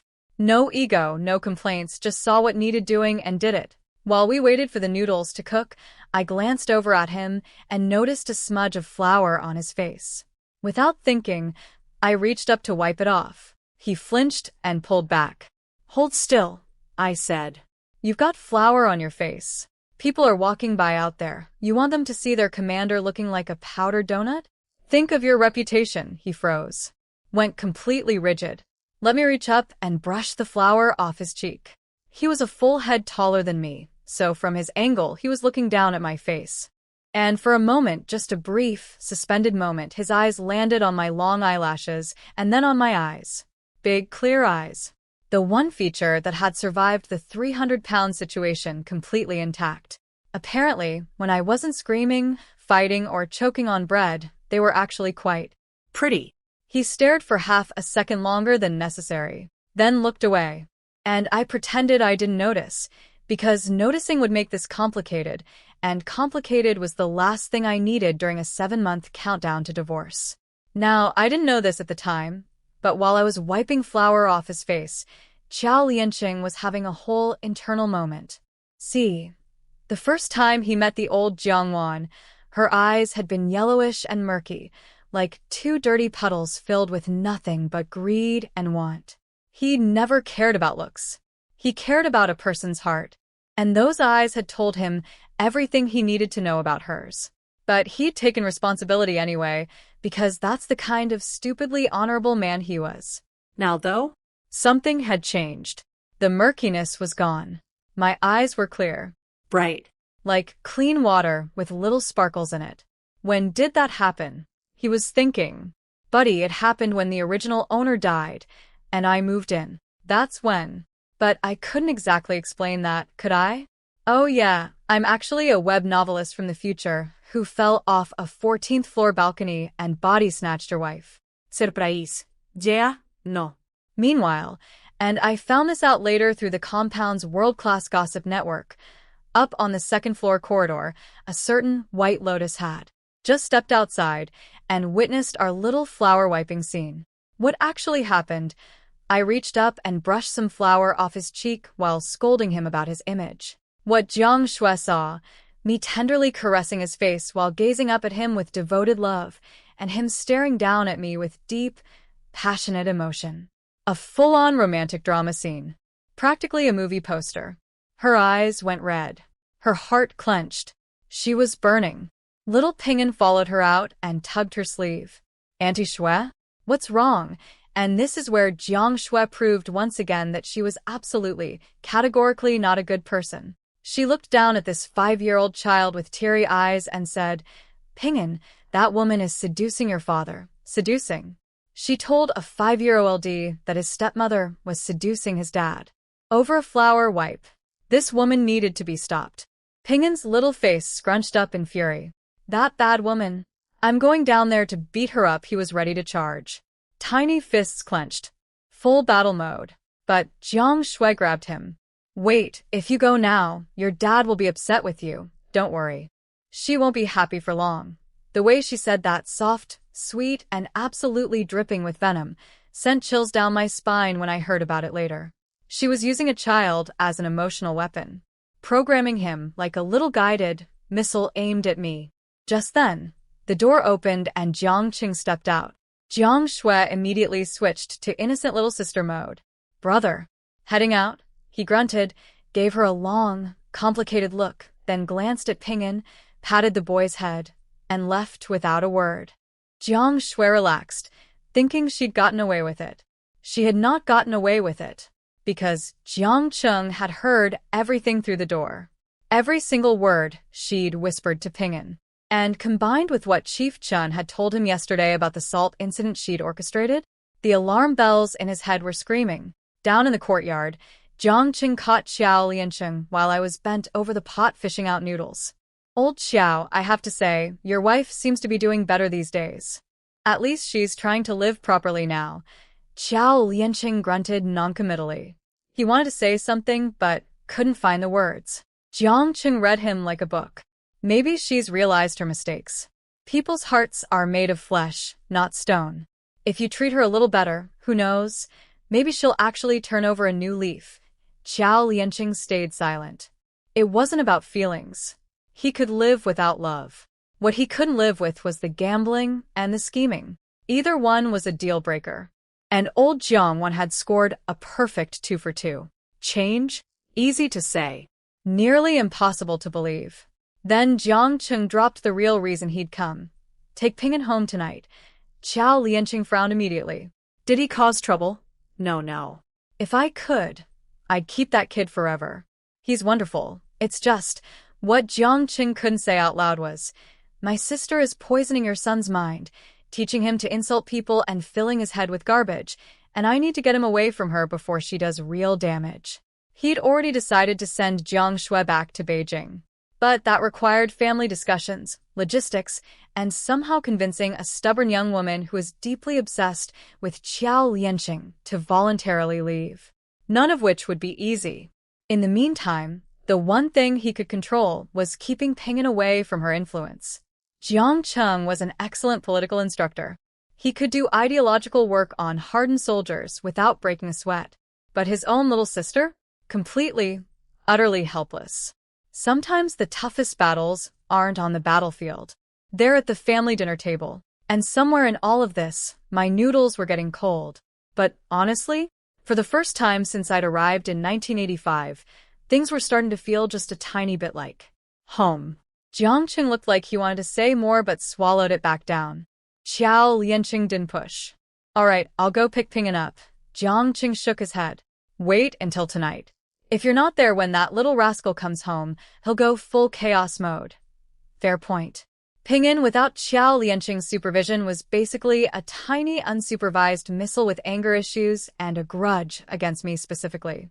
When Qiao Liancheng came back inside, my beautiful noodles had committed the ultimate pasta crime. They'd gone clumpy, all stuck together in a sad, congealed lump. A noodle tragedy. He looked at the untouched bowls. "Why haven't you eaten?" I picked up my chopsticks casually. I was waiting for you, obviously, he froze. Just for a second. A tiny, barely noticeable pause. But I caught something flicker across his face, something warm and surprised and a little bit sad all at once. I learned later that nobody had ever waited for him to eat. Growing up, he was the eldest child, which in rural China meant you did all the work and got whatever scraps were left when everyone else was done. His entire life, coming home meant cold leftovers and empty bowls. And here was his soon-to-be ex-wife saying 4 simple words, waiting for you, obviously. The warmth lasted about 2 seconds before he locked it back down behind his military-grade emotional walls. Eat. The noodles are already ruined, he said, picking up his chopsticks. He took a bite. Then another. Then another. Then he looked up at me with what I can only describe as mild shock. The noodles were good. Even clumped up and half cold, they were chewy, flavorful, and actually well-seasoned. Turns out having a sifted flour, hand-rolled, properly seasoned meal makes a difference compared to eating unsalted cafeteria sadness buns. Is it good? I asked, leaning forward with my best puppy dog eyes. I was practically wagging an invisible tail. Praise me. Validate my cooking. Tell me I'm talented. He nodded. It's good. Does this represent your actual cooking ability? I scratched my head sheepishly. Honestly? No. I can do way better. I just don't have many ingredients to work with. He didn't respond, just went back to eating. 3 massive bowls. Drank every drop of the soup. Practically licked the bowl clean. Watching him eat everything I made, every last noodle, every last drop, gave me a feeling I'd never experienced before. This warm, glowing satisfaction in my chest. Like I'd accomplished something real. So this was what it felt like to feed someone. To watch them enjoy something you made with your own hands. Huh. I could get used to this. If we weren't getting divorced in 7 months, that is. Stay focused, Jiang Wan. After lunch, Qiao Liancheng hesitated, then said, Tonight. I want to bring Ping'an back home. Great, I said immediately. Want me to go get him? I paused. Actually, he'd probably rather eat glass than come home with me. I'll go myself, he said. I just wanted to see if you'd object. I was elbow deep in dirty dishes at this point, scrubbing away. Why would I object? In this family, I'm just a temporary resident with a 7-month visa. PNGN is the real owner of this house. If anyone should leave, it's me, not him. Qiao Liancheng frowned. That's not what I meant. I'm not trying to push you out. I waved a soapy hand, reassuringly. I know. It's just a comparison. Point is, I have 0 right to kick that kid out. And honestly, I don't dislike him. His expression softened. Just a fraction. Like ice cream on a warm day, still solid, but definitely starting to lose its edge. What does Ping'an like to eat? I asked, already scheming. Kids are kids. Feed them something delicious, and you're halfway to a peace treaty. This was diplomacy, through cuisine. Qiao Liancheng thought about it. I'm not sure. He eats everything. I don't know his favorites. Because, and this was the sad part, even though Ping'an was officially under Qiao Liancheng's name, Jiang Shui had been the one taking care of him day to day. This big, brave military man who'd adopted an orphan out of pure honor didn't actually know what his own kid liked to eat. We were all a mess in this household. I'll make cat ear pasta, I decided. Qiao Liancheng blinked. cat Ears. It's a type of pasta, shaped like little cat ears. Kids love it. Trust me. He didn't ask further questions. Smart man. Sometimes it's better not to investigate your wife's culinary declarations. After lunch, he went back to work, and I decided to take a nap. Cooking in a 300-pound body was basically an Olympic sport, and I was exhausted. I drifted off and had the weirdest dream. In the dream, I'd finished making the cat ear pasta and was heading outside to fry them. As I passed the Jiang family's door, I heard Qin's sister-in-law and Jiang Shui going at it, screaming at each other about something. Then Qin's sister-in-law stormed out, slammed the door behind her, marched downstairs, and crash. A flower pot fell from above and smashed directly onto her head. Blood everywhere. She was clutching her head, cursing like a sailor, and stumbling off to find a doctor. I woke up in a cold sweat. What the heck was that? Just a random stress dream? Or something else? In my experience as a web novelist, when the universe gives you a dream that's specific, it's usually not just anxiety. It's a warning. I stared at the ceiling, heart pounding. If that dream was real, if it was some kind of vision, then things in this compound were about to get a lot more dangerous. And Jiang Shui was about to get a lot more desperate.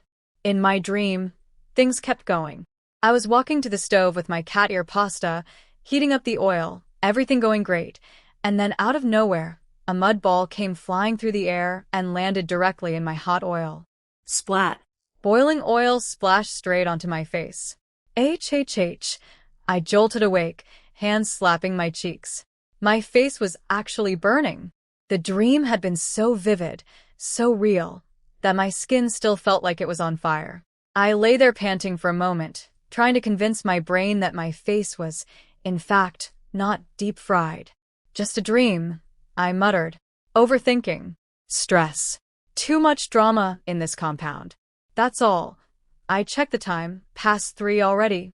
I needed to get those cat ears made before Ping'an came home tonight. I jumped up, washed my hands, and got to work.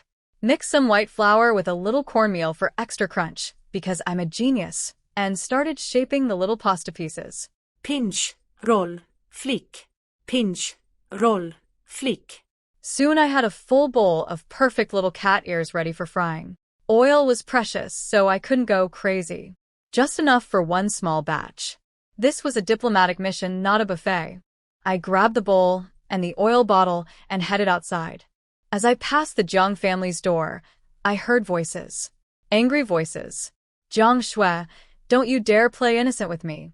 That was Chen's sister-in-law, full northeastern fury mode. You came to me with that story about the salt. And now you're going to deny it. Then came Jiang Shui's voice, soft and trembling and absolutely dripping with fake victimhood. Chen's sister-in-law, I really didn't mean any harm. I saw her touch your salt jar, so I assumed she took some. I was just trying to be helpful. Whether she stole it or not, she did touch the jar. That's a fact. I can't believe my good intentions are being treated like. And then right on cue, the soft, delicate sound of crying. Little sniffles. Gentle sobs. Classic White Lotus. Step 1. Cause chaos. Step 2. Cry when caught. Step 3. Make everyone feel bad for confronting you. Chen's sister-in-law had clearly had it. Oh, stop crying. You're acting like I'm the bully here. Unbelievable. Just stay away from me. Slam. The door burst open, and Chen's sister-in-law stormed out without looking back. She didn't see me standing there, and headed straight downstairs. I froze. Because suddenly, like a lightning bolt to the brain, my dream came rushing back. Chen's sister-in-law, arguing with Jiang Shui, storming out, going downstairs. And then, the flower pot. My heart dropped. I hesitated for maybe half a second. Then I moved. I scrambled down those stairs as fast as 300 pounds could scramble, caught up to Chen's sister-in-law just as she stepped into the courtyard, and yanked her backward by the arm. She spun around, furious. What the you again? I already gave you the salt. What more do you want, you? Crash. A flower pot smashed onto the ground right behind her. Exactly where she'd been standing 1 second ago. We both stared at the shattered pot, the scattered dirt, the broken flowers spread across the concrete. The second floor railing had decorative iron shelves welded onto it, holding 5 flower pots. Those shelves were sturdy. Pots didn't just fall from them. Someone had to push it. Chen's sister-in-law's face went white as paper. Her whole body went stiff. She turned and looked at me with eyes the size of dinner plates. That pot would have cracked her skull wide open. She was 1 second away from a trip to the hospital. Or worse. I kept my cool. Shrugged casually. Well. That was a close one. Then I walked past her into the courtyard like nothing happened, bowl of cat ears in hand. Inside, however, my brain was screaming. My dream had been right. Not stress, not overthinking. An actual premonition. The universe had given me a sneak preview of coming attractions, and I'd used it to save someone from getting brained by a flower pot. Maybe the universe did give me a golden finger after all. Not a magical system or a superpower. Just prophetic dreams. Weird, Specific, incredibly useful prophetic dreams. I'd take it. At the stove, I got the fire going, much faster now, practically a pro, and took a careful look around. The corridor above was empty. Nobody in sight. But I noticed something. One of the flower pots in front of Jiang Shue's door was missing. The math was simple. Jiang Shui argued with Chen's sister-in-law. Chen's sister-in-law storms out. Flower pot mysteriously falls on exactly the spot where she'd be walking. That woman wasn't just a white lotus anymore. She was graduating to attempted murder. I needed to be a lot more careful going forward. Speaking of careful, the pot was hot. I poured in the oil and remembered the second part of my dream. The mud ball, the hot oil on my face. Thinking fast, I grabbed the pot lid and angled it at 45 degrees over the stove, using a stick to prop up one side. Like a shield. A cooking shield. The stove had a roof overhead, so a mud ball couldn't come from above. But where had it come from in the dream? The oil started sizzling. I looked left, looked right. All clear. I dumped the cat ears into the hot oil. Ping. A mud ball came flying out of nowhere and smacked straight into my angled pot lid. The lid wobbled from the impact and dropped down, covering the pot perfectly. No oil splash. No face frying. Shield worked. I whipped my head toward the trajectory, and there, up on the second-floor corridor, stood Ping'an, 5 years old, holding a slingshot, face scrunched in maximum anger, glaring down at me like a tiny, furious sniper whose shot had been foiled. This kid had tried to launch a mud ball into my hot oil so it would splash on my face. 5 years old, and already conducting calculated military strikes. I stared at him. He stared at me. I wasn't even mad. I was impressed. The aim? The timing? The tactical understanding of oil splash physics? This child had a future in the military, no question. Like father, like son. But also, someone had definitely taught him this trick. And I had a very good idea who wore white dresses and braids. Hey, what do you think you're doing? I yelled up at the tiny sniper. Ping'an puffed out his cheeks like an angry chipmunk. You're seducing my dad. I almost choked on air. Seducing? This child was 5. Where was he even getting this vocabulary? I took a breath. Was that flower pot you too? Ping'an looked genuinely confused. What flower pot? He glanced around, noticed the empty spot on the railing where a pot used to be, and his face showed real surprise. That told me everything. Kids this young can't fake confusion. His eyes went to the missing pot because he didn't know about it. The slingshot attack? That was him. The attempted murder by flower pot? That was someone else entirely. Someone who wore white dresses and was rapidly becoming my least favorite person in any century. I was starting to understand why Jiang Wan wanted Ping'an out of that house ASAP. A few more weeks with that black-hearted lotus, and this sweet kid would be enrolling in Villain Academy. That evening, Qiao Liancheng came home, and the smell of freshly made flatbread and stewed cabbage soup filled the room. A real meal, with seasoning. Progress, people. Ping'an trudged in behind his dad, took one look at me, and let out the angriest HMPH a 5-year-old has ever produced. Full body commitment. Tiny fists clenched. Maximum hostility. Qiao Liancheng frowned and looked down. Ping'an, what have I taught you? The kid faltered, then recited in a small, sulky voice. Respect your elders. Don't say bad words. Don't hurt people. Then why didn't you greet your aunt when you walked in? Ping'an bit his lip. Then his face crumpled and he burst out. Because she's seducing you. She's a cheap woman. The room went dead silent. Qiao Liancheng's eyebrows fused into a single angry line. His face went so dark it was practically ultraviolet. When he spoke, each word dropped like a hammer.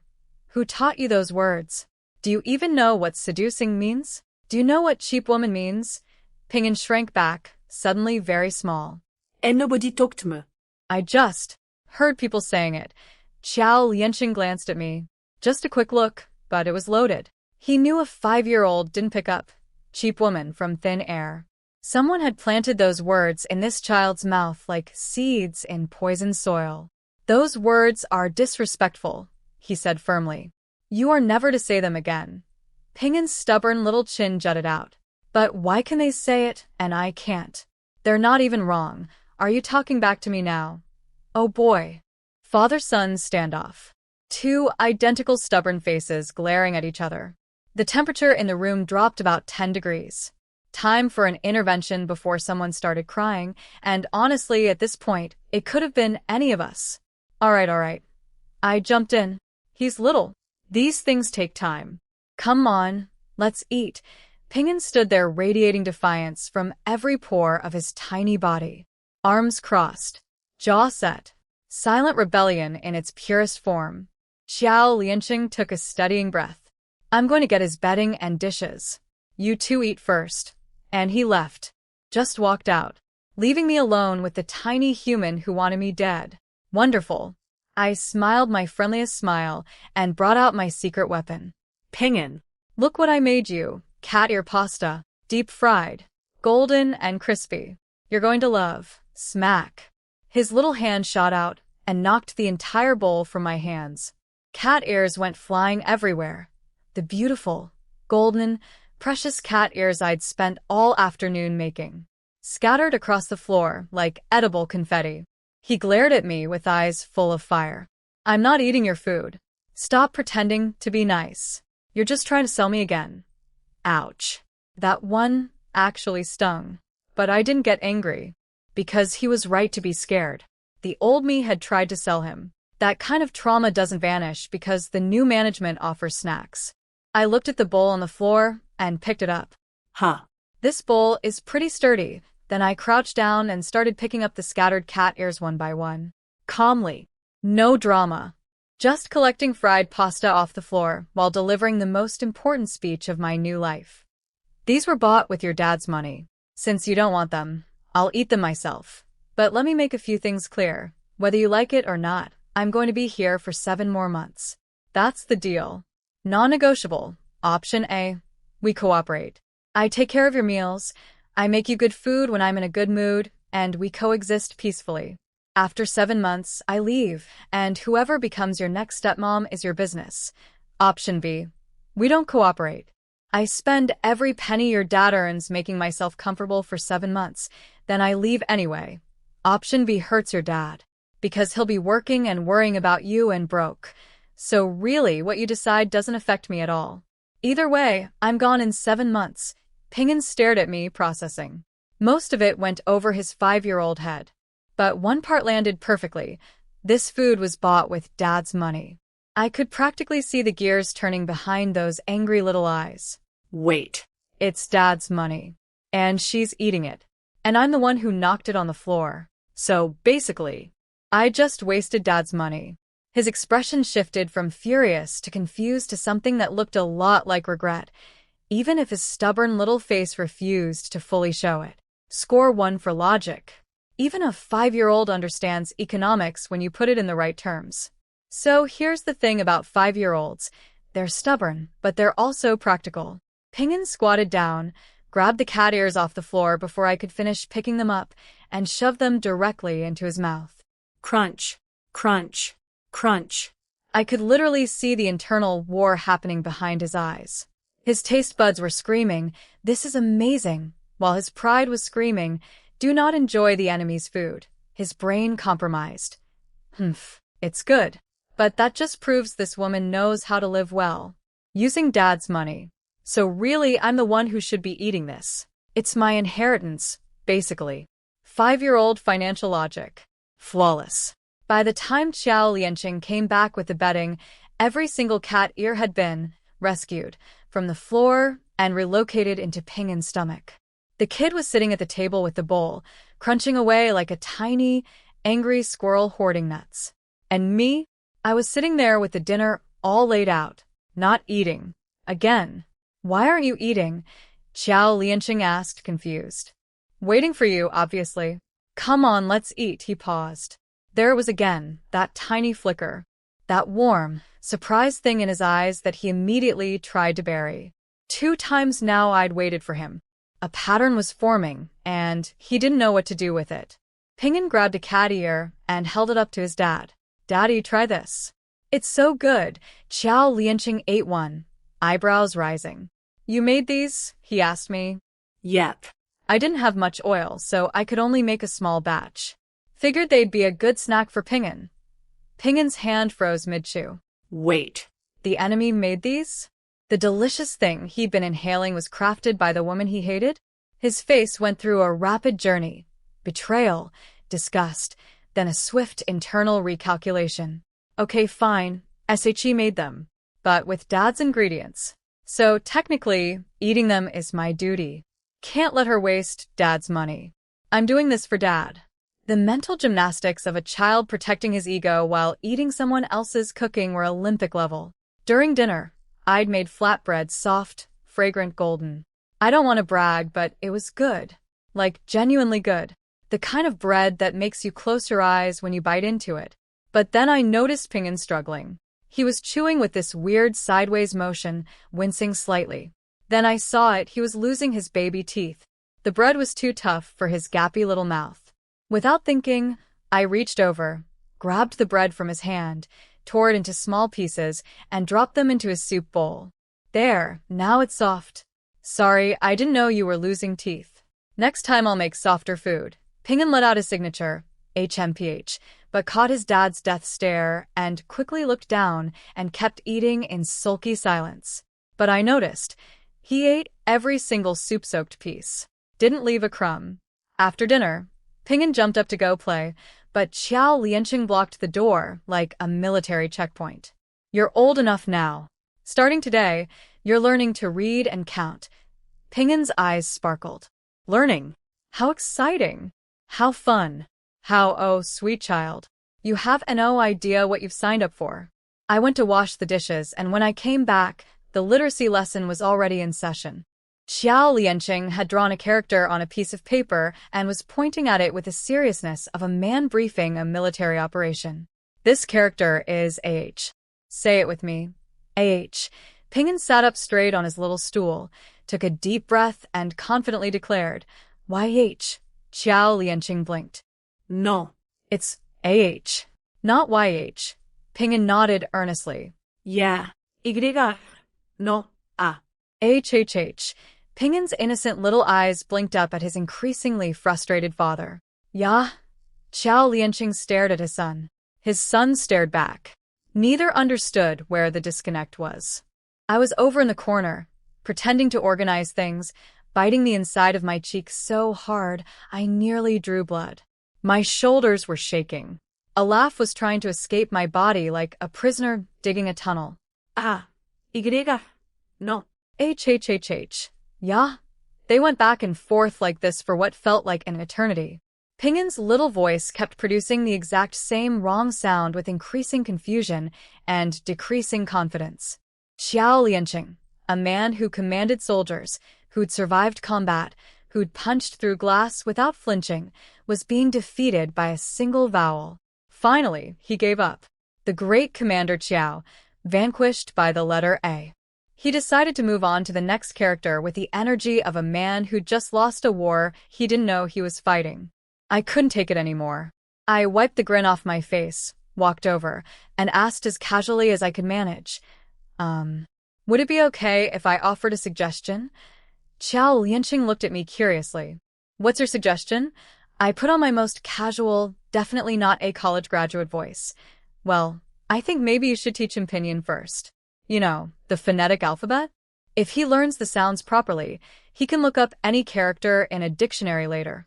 His pronunciation is off because he never learned the basics. Qiao Liancheng stared at me like I'd just recited Einstein's theory of relativity. He looked down at his textbook, then back at me, then at the textbook again. Pinyin. This textbook doesn't have any. I took the book from him and flipped through it. This is a first-grade textbook? Isn't there a preschool level before this? Like a kindergarten prep book. He slapped his forehead. Right. Preschool. I completely forgot. Then he paused, eyes lighting up with what he clearly thought was a brilliant idea. He turned to me with an encouraging expression. You never finished school and can barely read. You should study along with Ping'an. I'm sorry, what? Dada. My soul left my body. He wanted me, a university graduate, a published web novelist, a woman who had written hundreds of thousands of words in her previous life, to sit next to a 5-year-old and learn the alphabet from scratch. ABCs, and 1 is equal to 2. Like a toddler. This is what I got for being helpful. This is the reward for opening my big, stupid, knowledgeable mouth. I should have stayed quiet. I should have let them, and yah, at each other until the sun burned out. Silence was an option. Jiang Wan. You. Don't want to, he frowned slightly. See, in his mind I was practically illiterate. The old Jiang Wan's entire academic career could be summarized as enrolled in 1st grade, didn't even make it to midterm exams, dropped out. 3.5 days of education, total. She couldn't even write her own name. She'd signed her marriage certificate with a thumbprint. So from his perspective, he was being generous, offering this uneducated gambling addict a chance at self-improvement. How noble. How kind. A flicker of contempt passed through his eyes. You dropped out because of health issues, that wasn't your fault. But you're still young. It's not too late to learn. At least learn enough characters so people can't scam you so easily. Oh, the irony. The man was worried I'd get scammed because I couldn't read. Meanwhile, I had a college degree and could probably edit his divorce application for grammar mistakes. But what was I supposed to say? Actually, darling, I have a bachelor's degree from the 21st century, and I've read more books than your entire military library. Yeah, that would go over well. I weighed my options. Suffer through kindergarten curriculum for 7 months to maintain my cover or refuse and be honest with myself. Self-respect won. I don't want to learn. He gave me one cold, flat look, then turned away. Fine. Don't, and I could practically hear the mental note being added to my file. His internal assessment of Jiang Wan, updated in real time.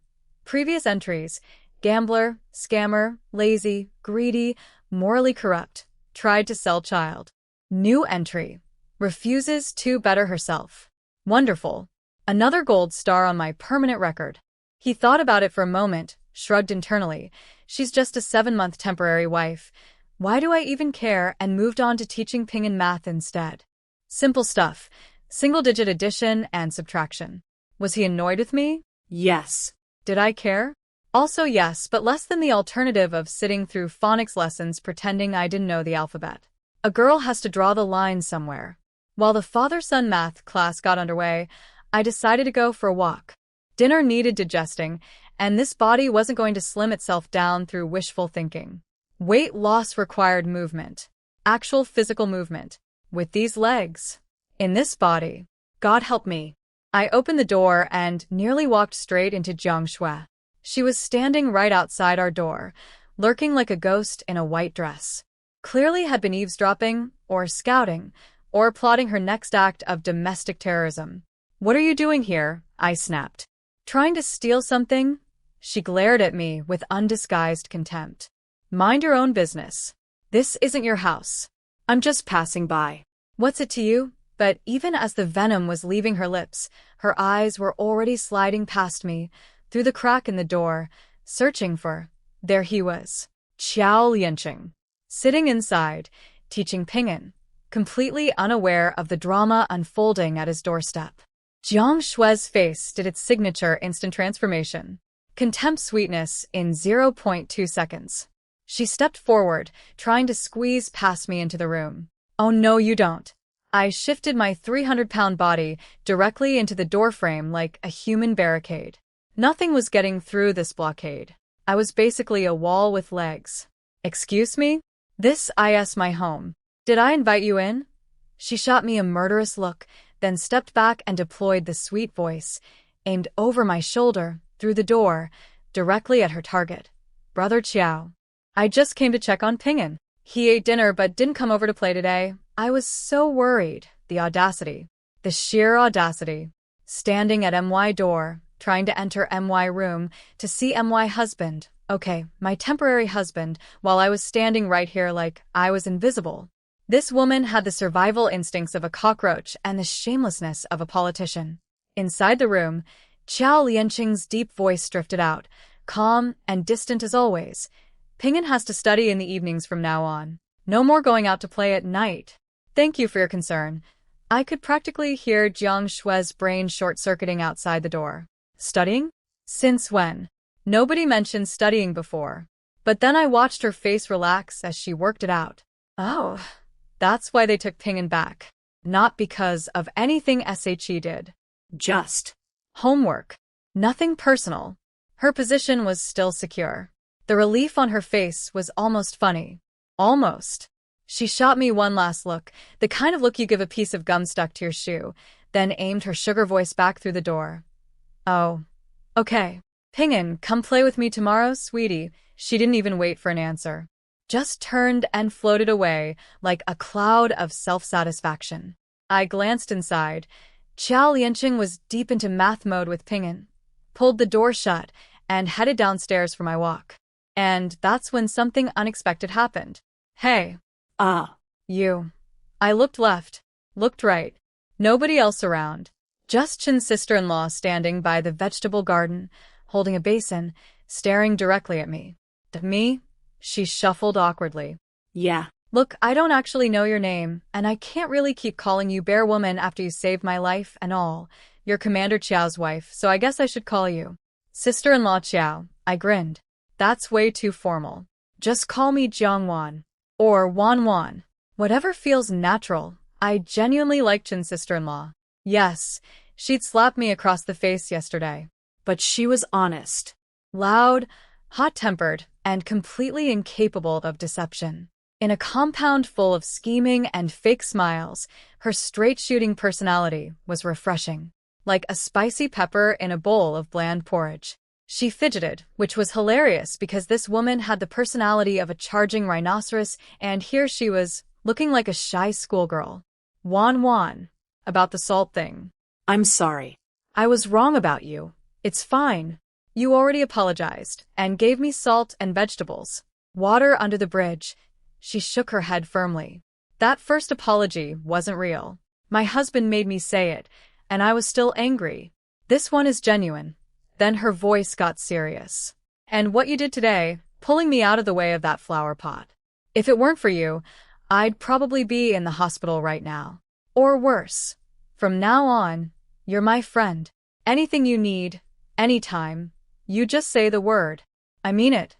I was genuinely touched. First real friend in 1985. It only took getting slapped, fighting, nearly getting my face deep-fried, and saving someone from a flower pot assassination. The normal friendship-building process. I noticed she was holding a basin and quickly changed the subject before things got too emotional. What's in the basin? Were you picking vegetables? She nodded. Just came from collecting eggs, too. Here, take these for Ping'an. She pressed 2 fresh eggs into my hands. Still warm. Like, straight from the chicken warm. Wait, there are chickens back there. I looked past her at the back garden area. It was huge, mostly vegetable plots stretching out behind the compound. But I couldn't see any chickens anywhere. Chun's sister-in-law laughed. Wan, you've been here a while, but the old you never bothered with any of this stuff, so nobody told you. This back area is big enough for everyone. You should set up your own little vegetable garden. Build a chicken coop. Raise some hens. At least that way Ping'an can get some proper nutrition. Something clicked in my brain. Like a light bulb turning on. Like a slot machine hitting 777s. A garden. Chickens. Free vegetables. Free eggs. Sustainable food production that didn't depend on Qiao Liancheng's salary or ration tickets. This was the first real opportunity I'd found since arriving in 1985. Does everyone in the compound have a garden? I asked, already mentally designing my agricultural empire.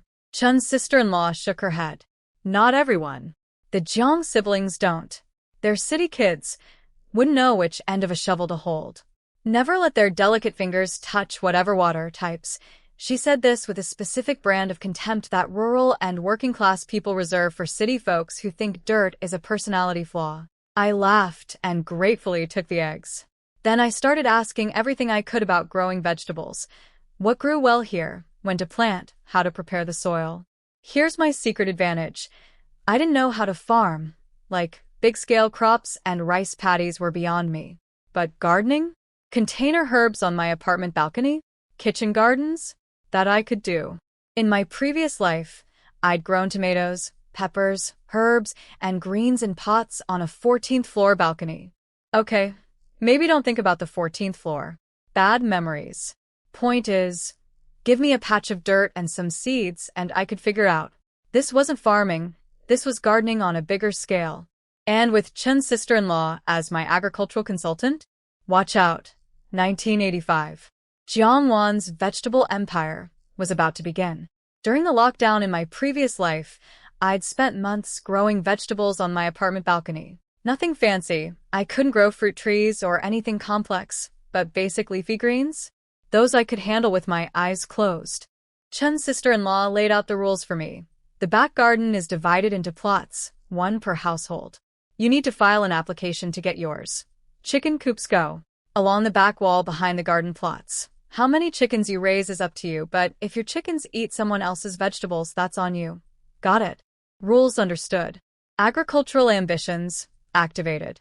I headed back upstairs, clutching my 2 precious warm eggs like they were made of gold. When I opened the door, Qiao Liancheng's eyes locked onto them immediately. Where the eggs come from? To be fair, it's pretty hard to miss someone walking and cradling 2 eggs like newborn babies. Chen's sister-in-law gave them to me, I said, beaming, holding them up like trophies. He looked genuinely confused. A few days ago, Chen's sister-in-law and I had been rolling around on the ground trying to destroy each other. Now she was giving me eggs? I could see the gears in his brain grinding. Women. They fight like mortal enemies on Monday and exchange gifts on Wednesday. I will never understand this species. Class over? I carefully placed the eggs in a bowl in the corner, treating them like the precious cargo they were. Pinyin glanced at the eggs, then went right back to writing numbers with aggressive pencil energy. Ignoring me was his full-time job, and he was Employee of the Month. Qiao Liancheng nodded. I gave Pinyin homework. Tomorrow, make sure he finishes it before he goes out to play. I stared at him. Are you serious right now? Me. Supervising Pingin's homework. The woman he'd tried to slingshot hot oil at this morning. The woman he called Bear Woman and Bad Woman on a rotating schedule. You want me to babysit his study time? You sure we won't just end up in a fistfight? Qiao Liancheng gave me a withering look. It's just watching a child do homework. Not exactly a big deal. I looked at Pinyin. Pinyin looked at me. Qiao Liancheng looked at both of us. Qiao Liancheng's eyes, mocking like, what, you can't handle a 5-year-old. Pingin's eyes, pure volcanic rage with a side of, try it and die. This kid. This kid. I plastered on my most innocent expression. Actually, I'm busy tomorrow. I'm starting a vegetable garden. Qiao Liancheng blinked. You know how to garden, then he blinked again harder. You want a garden? I was insulted. What's so strange about that? Gardening isn't rocket science. The only question is whether you do it well or badly. His silence spoke volumes. Because when the old Jiang Wan first arrived, he'd actually suggested she start a garden, just like the other military wives. He'd even arranged to get baby chicks for her. And what had the old Jiang Wan said? I married you to live the good life. Gardening? I'd rather die. Well, she did die. So technically she kept her promise. And now here I was, her replacement, enthusiastically requesting a vegetable plot and chickens. Life is funny that way. Qiao Liancheng recovered from his shock. If you want a garden plot, I need to file an application. So, are you sure? 100% sure. For the next 7 months, absolutely, I said firmly. Oh, and about the chickens, if you can find adult hens that are already laying eggs, that would be ideal. I don't have time to raise them from chicks. 7 months, remember? Then a delicious thought occurred to me, and I couldn't resist. But you know, I said, grinning wickedly, if you're planning to make Jiang Shui Pingin's stepmom after I leave, you probably shouldn't bother with the chickens. I hear she doesn't do gardens. I started out teasing, but by the end of the sentence, my face was pure, unadulterated GLE. Because Jiang Shui was a pampered city princess who probably thought soil was a type of disease. Imagining her trying to feed chickens and weed a garden? Comedy gold. Good luck affording her lifestyle on a military salary, buddy. Qiao Liancheng didn't take the bait. He just stood up and headed for the door. I'll go file the application now. You stay here and watch Pinyin do his writing. Tomorrow, Take him to the garden with you. He does his homework on the edge of the plot while you work. 2 birds, 1 stone. And he was out the door before I could protest.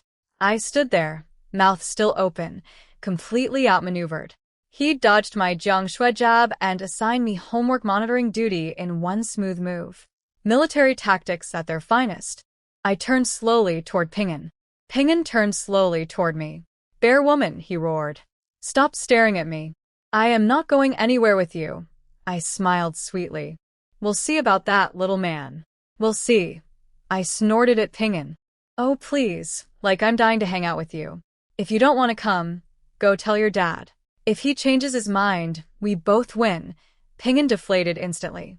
Because he knew and I knew, and the walls knew, that arguing with Qiao Liancheng was like arguing with a mountain. The mountain always wins.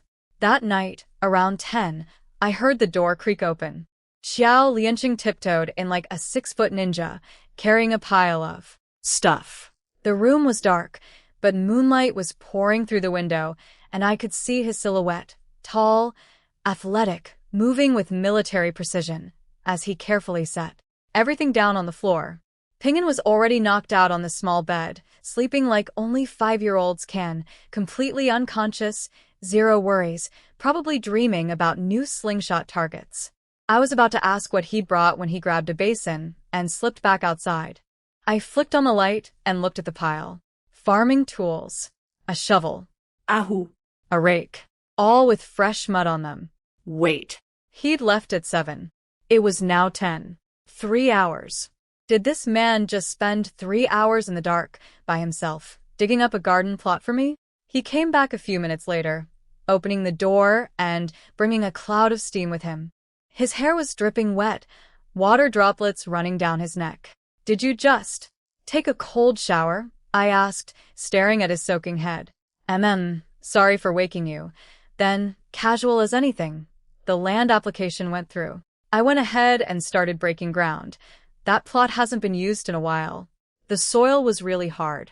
I figured you couldn't handle it. He said this like it was nothing. Like spending 3 hours doing back-breaking manual labor in the dark after a full day of military duty was just a minor errand he'd squeezed in before bed. You're done already? I was shocked. He shook his head. No, only about a third. It's a lot of ground. I mentioned it to logistics today. I'll file the formal paperwork tomorrow. Then he walked to the bed, grabbed a bedroll, and tossed it on the floor.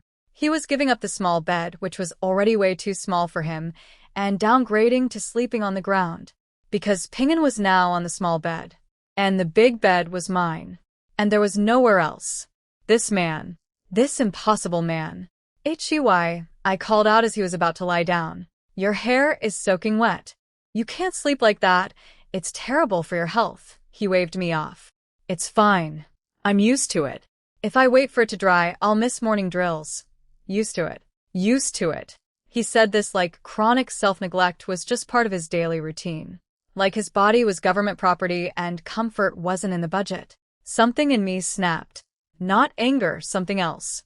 Something warm and bossy and impossible to ignore. Before I could think about what I was doing, I marched over to him, grabbed a white towel, the one I'd scrubbed so hard yesterday it was actually several shades whiter now, and dropped it on his head. No. Absolutely not. Hold still. I'm drying your hair. Even if it's not completely dry, it needs to be at least halfway. Otherwise you'll have splitting headaches when you're older. My voice was sharp. Almost angry. Like a drill sergeant ordering a soldier to take care of himself. But my hands were gentle, carefully rubbing the towel over his hair in slow, soft circles. The moment the towel landed on his head, I felt his whole body tense. He nearly swung at me. Pure reflex. This was a trained martial artist with combat instincts wired into every muscle. Something touching his head unexpectedly. His body screamed threat. But he stopped himself. Held it together. Let my hands stay. He was sitting on the floor and I was standing. At 6 feet tall, his seated height put his head right at my chest level. My hands were in his hair. Warm. Gentle. Close. His entire body went rigid as a board. And then, I didn't know this at the time, but his brain went to a very inconvenient place. The warmth of my body, the closeness, the soft touch. It all dragged him right back to that night. The night in the hut. The night the old Jiang Wan had jumped him. He'd been drugged. His body wouldn't obey him, but his mind had been crystal clear the entire time. Every single moment was seared into his memory with perfect, horrifying clarity. That night was his greatest shame. The memory he'd locked in the deepest vault of his brain and sworn never to revisit. And now, with my fingers running through his damp hair and my body radiating warmth inches from his face, the vault door was creaking wide open. I, of course, was completely oblivious. Just standing there, aggressively towel-drying a man's hair while internally lecturing him about future headaches, totally unaware that I was accidentally triggering a full-scale emotional and physical crisis in the man sitting below me. "There," I said, pulling the towel off. "At least it's not dripping anymore.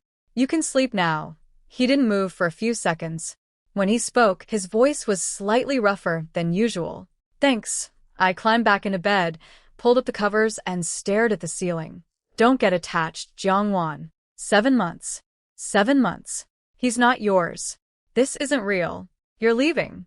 From the floor, in the darkness, Qiao Liancheng lay perfectly still, staring at the ceiling too. Neither of us slept for a very long time. Qiao Liancheng shook his head violently, trying to yeet whatever thoughts had invaded his brain. Problem was his head was still under my towel, so when he shook, it messed up my whole drying operation. "Hey, hold still," I barked. He froze again. And somewhere in his military-trained mind, he registered something strange. My voice was 70% drill sergeant, 30% gentle, and somehow, he didn't hate it. His eyes narrowed suspiciously. "Jiang Wan, don't think that being nice to me will make me change my mind about the divorce." I didn't even pause my towel work. "Relax. The divorce is happening. We agreed. Whoever backs out is a dog, remember? But for now, you're technically my husband. On paper, at least. And we've got 7 months of cohabitation ahead of us. For these 7 months, like it or not, we're family." His hair was mostly dry now, no longer dripping at least. I pulled the towel off and ran my fingers through his messy hair to sort it out. Totally casual. Just fixing a coworker's hair. Nothing to see here. "I don't want to spend 7 months in a Cold War," I continued. "That's exhausting and boring for everyone. Besides, you dug up a garden plot for me and brought me meals. I'm just returning the favor. Basic human decency." I walked over, shook out the towel, and hung it back on the line. Then, because I apparently had no self-control, I tossed one last grenade over my shoulder. "Oh, and fair warning? Don't fall in love with me." He looked at me with eyes so full of sarcasm they could have powered a generator, rolled over to face the wall, and fell asleep in approximately 4 seconds. Message received. Loud and clear. No love happening here. None whatsoever. Great. Perfect. Exactly what I wanted. Next morning, I woke up to an empty room. Qiao Liancheng and Ping'an were both gone. Early risers, these military types. I got dressed and headed out to see my future agricultural empire. I knew the general direction and soon spotted both of them already at the garden plot. When I got close, Ping'an saw me, fired off his trademark death glare, and immediately tried to bolt. "Ping'an, "Stay put, or your homework doubles." Qiao Liancheng's voice came from behind, calm and devastating. Ping'an wilted like a flower in a drought. "I just want to go play with Annie Shui." Qiao Liancheng's voice went sharp. "What did I just tell you? Annie Shui is an unmarried young woman. You're a boy. Following her around all the time isn't appropriate. You can't damage her reputation. No more visiting her. That's final." Smooth move, Qiao Liancheng. Protecting Jiang Shui's reputation as the excuse to separate them. He couldn't say, "She's poisoning your mind and teaching you to be terrible." That would cause a whole different mess. So instead, propriety, decorum, social norms. Can't argue with those. Ping'an pouted so hard his entire face collapsed inward. He squatted on the ground and started drawing circles in the dirt with his finger. The universal 5-year-old sign for life is unfair and nobody understands me. I saw an opportunity for diplomacy. I found a nice stick and offered it to him. Here, use this instead. Way better than your finger. Dirt won't get under your fingernails. Plus, I leaned in conspiratorially. You can use it to poke ant hills. Pingan stared at me. Stared at the stick. Stared at me again. Then he slapped the stick out of my hand. What's wrong with you?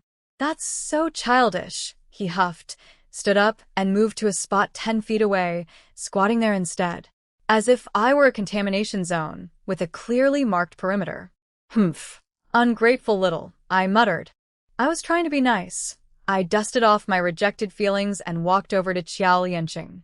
So, which part is ours? He paused at the word ours. Just a tiny hitch. Then he pointed at the boundaries he'd dug. 10 meters wide. 50 meters long. 10 by 50? That wasn't a garden plot. That was a small farm. I could grow enough vegetables to feed the entire compound. I could start a business. My face lit up like a sunrise. Where do I get seeds? What do you want to grow? I'll find them today. Can I grow anything? He grunted an affirmative while continuing to dig. I stood there watching him work, since I'd forgotten to bring tools. We were about 5 meters apart, close enough to admire the view.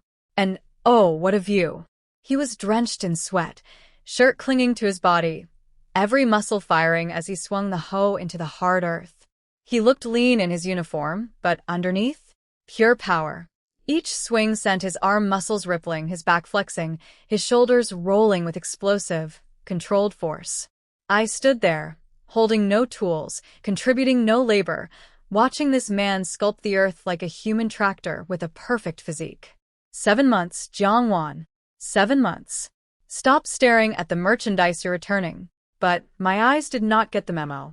In the morning light, Qiao Liancheng was basically glowing. Sweat droplets caught the sunrise and sparkled like tiny diamonds on his skin. Golden light wrapped around his shoulders like the universe had hired a personal cinematographer just for him. I was staring. Full on, mouth slightly open, brain completely offline staring. Like watching a nature documentary about the world's most attractive farmer. Wan, Chin's sister-in-law's voice snapped me back to reality like a bucket of cold water. I realized I'd been gawking at this man like he was a buffet, and I hadn't eaten in 3 days. My face went red. I spun around and speed-waddled toward her, desperately pretending I'd been looking at the soil. Yes. Very interesting soil. Fascinating dirt composition. K. Shen 6. Out gardening this early. Morning's the best time. It's cool now. Nap during the afternoon heat. She glanced past me toward Qiao Liancheng, then nudged my arm with her elbow, eyes twinkling mischievously. Your man's pretty impressive, huh? No wonder they call him the toughest guy in the whole army. I blinked. Toughest guy?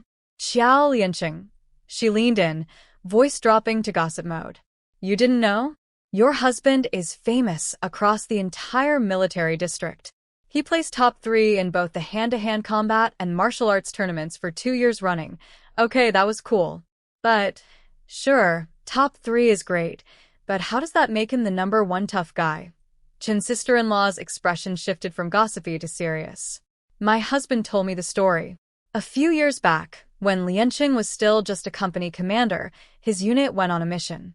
Intel got leaked. He covered his men's retreat and got himself captured. My smile faded. The enemy tortured him, beat him, starved him, even tried tempting him with good food and women. He didn't say a single word, not one syllable. For an entire day and night, they say his body was covered in wounds. Head to toe. My chest tightened. On TV, scenes like this are just dramatic background music and camera angles. But knowing the man who went through it was standing right there, 50 feet away, calmly digging my vegetable garden, something deep inside me hurt. But the best part, Chin's sister-in-law continued, eyes wide, is what happened next.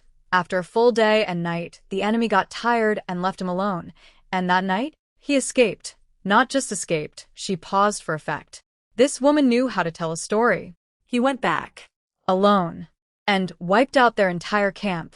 168 soldiers, a full company, every single one, by himself. What? I practically shrieked. One man, tortured for 24 hours, no food, no water, covered in wounds. against 168 armed soldiers. And he won? That wasn't real life. That was a web novel plot. I would know. I literally wrote stories like this for a living. And even in my fiction, I would have given the hero at least a sidekick, some hidden weapons, or a convenient thunderstorm for cover. But Qiao Liancheng just did it. For real. With his bare, tortured, beaten body. That's how he jumped from company commander straight to battalion commander, Chin's sister-in-law said proudly. One of the few people to get promoted to officer rank without a university degree. Every family in this compound has heard his story. Half the wives try to set him up with their unmarried sisters and cousins. He turned them all down. That's why Jiang Shui is so obsessed with him. She comes from a prestigious family, and even SHE thinks he's a catch worth pursuing. Breakfast time came, and Qiao Liancheng told me to head back while he took Ping'an to get food from the cafeteria. Walking home, my brain was buzzing. My blood was practically simmering. One man versus 168. Tortured, starving, bleeding, and he didn't just survive. He turned around and became the nightmare they never saw coming. No wonder they called him the toughest man in the military. No wonder Jiang Shui was willing to scheme and plot and drop flower pots on people's heads to get him. No wonder he could punch through glass windows and sleep on cold floors and carry heavy tools in the dark without complaining. This man was built different. When Qiao Liancheng walked through the door with breakfast, I looked up at him with eyes that were probably a little too intense. A little too admiring. A little too. I just found out you're basically a real-life action hero, and I'm having feelings about it. He paused, holding the food, clearly unsettled by my gaze. And I thought, Jiang Wan, you absolute fool. You're supposed to be leaving in 7 months. You are not supposed to find out your temporary husband is the most incredible human being you've ever met. This is a problem. What's wrong?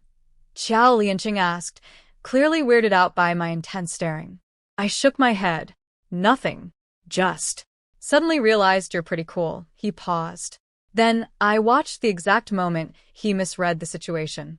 His brain went, ah, she's doing that thing again. The thing where she stares at me like a lovesick idiot. Classic old Jiang Wan behavior. He let out a dismissive snort. Eat your breakfast. Ping'an and I already ate. I read his expression, pure disdain, and quickly looked away. Right. Back to being a normal, non-staring, definitely not impressed by your military heroics, temporary wife. Cool. Cool, cool, cool. I started eating while he brought up the garden. What seeds do you need? I'll try to buy them today. Finally, a topic I could handle without accidentally catching feelings. Okay, baby bok choy, small radishes, broccoli, cabbage, lettuce, spinach, scallions, cilantro. I rattled off about 15 different vegetables without pausing for breath. Full grocery list, rapid fire, like an auctioneer selling produce. When I looked up, Qiao Liancheng was staring at me like I'd just spoken fluent Martian. What? Did I say something wrong? He took a deep breath. Can you name something I've actually heard of? Bok choy and radishes, sure. But what the heck is broccoli? What's lettuce? Oh no. Half of what I'd listed were either southern vegetables that didn't exist in this northern region in 1985, or varieties that hadn't been introduced to China yet. I was ordering from a menu that wouldn't exist for another 20 years. I scrambled mentally for a recovery. Okay. How about I just write them down? Buy whatever you can find, skip whatever you can't, right? Qiao Liancheng repeated, his face doing that slow-loading thing. Because yesterday, he'd confirmed I was basically illiterate. 3.5 days of school. Can't write my own name. Sign the marriage certificate with a thumbprint. And now I was offering to write a list. His brain was clearly going. How? In cave paintings? Stick figures of vegetables? But he handed me Ping'an's practice notebook and a pencil anyway, probably expecting hieroglyphics. I took the pencil and wrote 15 vegetable names, neat and fast, including tomatoes, chili peppers, and cucumbers for good measure. I tore the page out and handed it to him with a bright smile. He looked down at the paper. His face froze. Because what I'd written wasn't a kindergartner's shaky scrawl. It wasn't crude symbols or misspelled gibberish. It was beautiful calligraphy. Bold, flowing strokes with power and elegance. The kind of handwriting that takes years of dedicated practice to develop.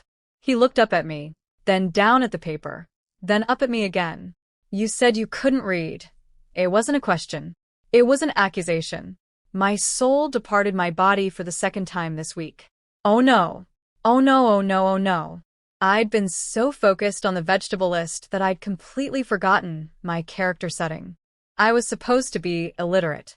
3.5 days of school. Thumbprint on the marriage certificate. And I just casually produced handwriting that would make a calligraphy professor weep with joy. Cover blown. Mask dropped. Identity compromised. I froze. My brain spun its wheels desperately, like a car stuck in mud. Then I scratched my head, looked him dead in the eyes, and said with perfect confidence, "Did you actually see me being illiterate?" "With your own eyes." He narrowed his gaze. "I checked your records. You attended school for 3.5 days. I huffed indignantly. "Who says you have to go to school to learn?" I didn't feel like going to school. I learned on my own from the educated youth who got sent to the countryside. This was actually a brilliant save, if I do say so myself. During the past decade, thousands of educated young people from cities had been sent to rural villages. Professors, teachers, intellectuals, there were at least 10 or 20 in every village. Learning from them was completely plausible. And honestly, probably a better education than the local school. Qiao Liancheng's mouth opened, then closed, then opened again. No words came out. Then something clicked behind his eyes. "So that's why you refused to study with Ping'an yesterday? Because you already knew everything?" I nodded enthusiastically. "Exactly. Thank you." Finally, at least this killed the "doesn't want to improve herself" entry on my mental report card. Silver linings. But Qiao Liancheng wasn't done. His brow furrowed deeper.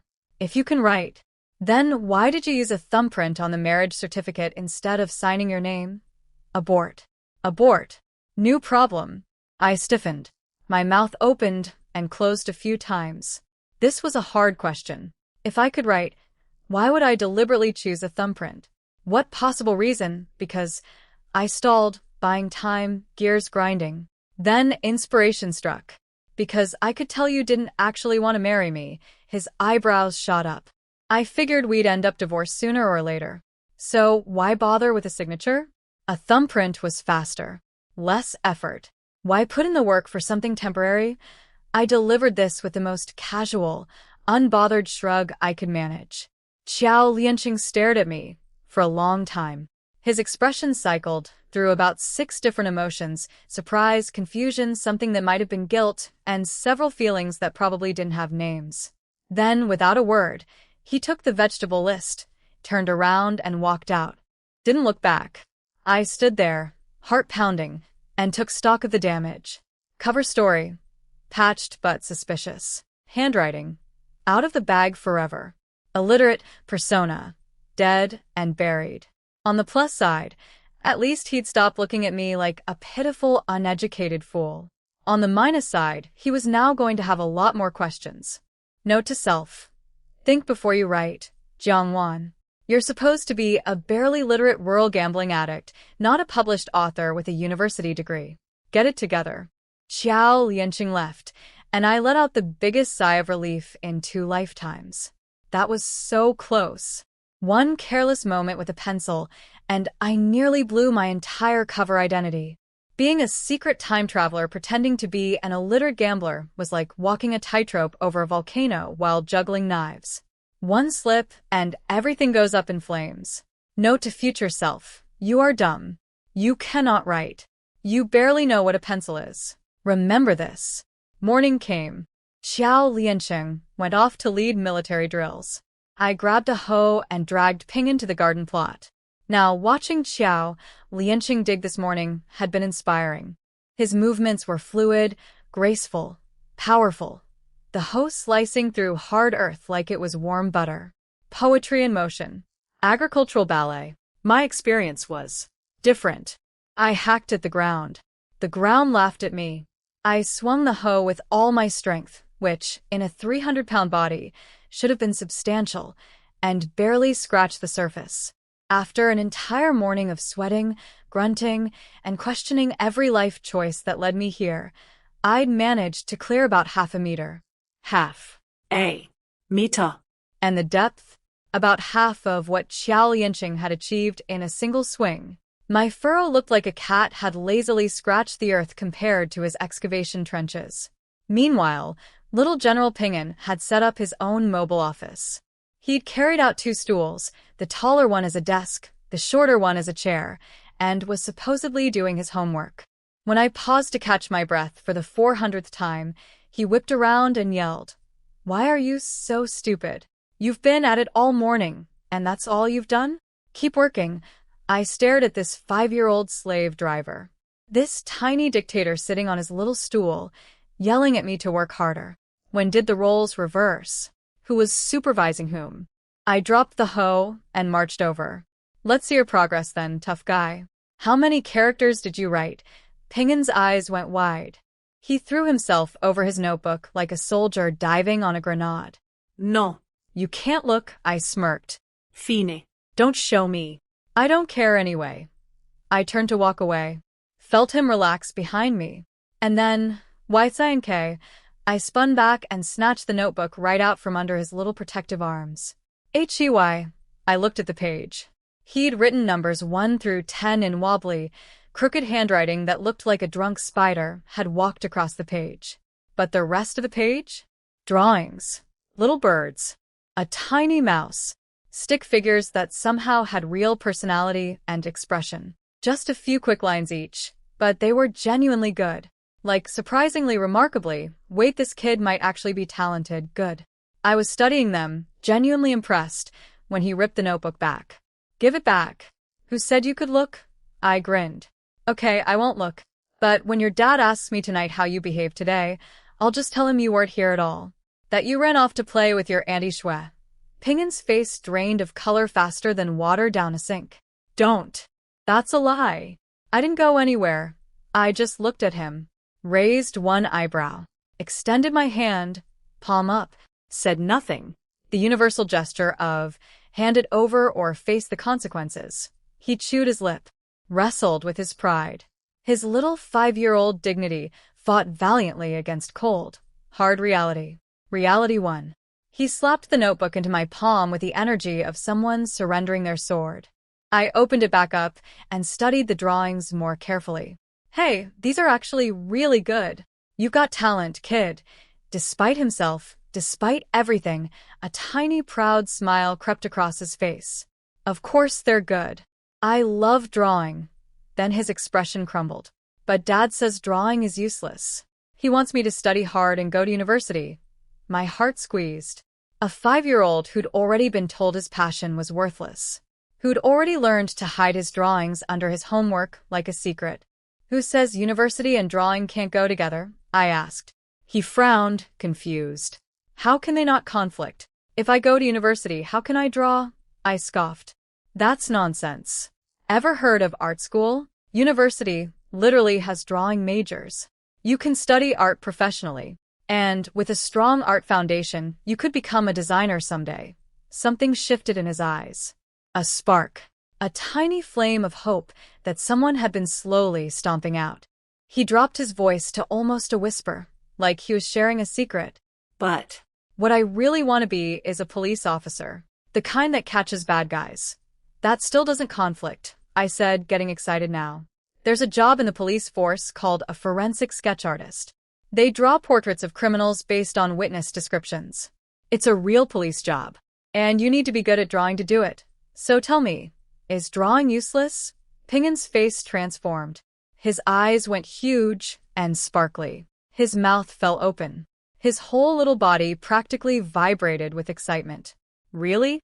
Drawing isn't useless. Of course not. It's a skill. A real, valuable skill." And just like that, for the first time since I'd arrived in 1985, Pinyin looked at me without hatred, without anger, without suspicion. He looked at me like maybe, just maybe, the bear woman wasn't so bad after all. "I'll take it. I'll absolutely take it. In the future, whatever special skill you have, it'll find its purpose. It just depends on how you choose to use it. I paused for dramatic effect, then added, but you still need to study your regular subjects. Otherwise, you won't even get through the university door, and you'll end up painting slogans on street walls for a living. Pinyin nodded excitedly. For about 3 beautiful seconds, we were having a moment. A genuine human connection. Progress. Growth. Hope. Then he hugged his notebook to his chest, shuffled backward like I was contagious, and put on his coldest face. Don't think I like you just because you said some nice stuff. You're still the bad woman who seduces my dad. We are not friends. I burst out laughing. This kid, retreating while clutching his notebook of secret drawings like a little hedgehog curling up after accidentally letting someone pet him. He was actually kind of adorable when he wasn't launching mud balls at my cooking. I played along, flipping my hair with maximum fake arrogance. Oh, please. I don't want to be your friend either. We're just coexisting. Peacefully. That's all. Then I pointed at his notebook. And if you're planning to rush through homework so you can run off to Annie Shue's thing again, you're not leaving this garden today until it's done. Pinyin wilted like a salted slug, head drooping, shoulders sagging, pencil dragging across the paper with the enthusiasm of a prisoner breaking rocks. That afternoon, Qiao Liancheng came back with seeds. Regular, viable, 1985 appropriate seeds, Chinese cabbage, radishes, eggplant, tomatoes, all the basics. And, bonus surprise, a few sweet potatoes. My eyes lit up. Can you get me some burlap sacks? He nodded. Sure. What for? I grinned mysteriously. Don't worry about it. Just bring the sacks. It's a bit late in the season to plant these normally, but I can grow plenty of sweet potato shoots from them. Enough for food, no problem.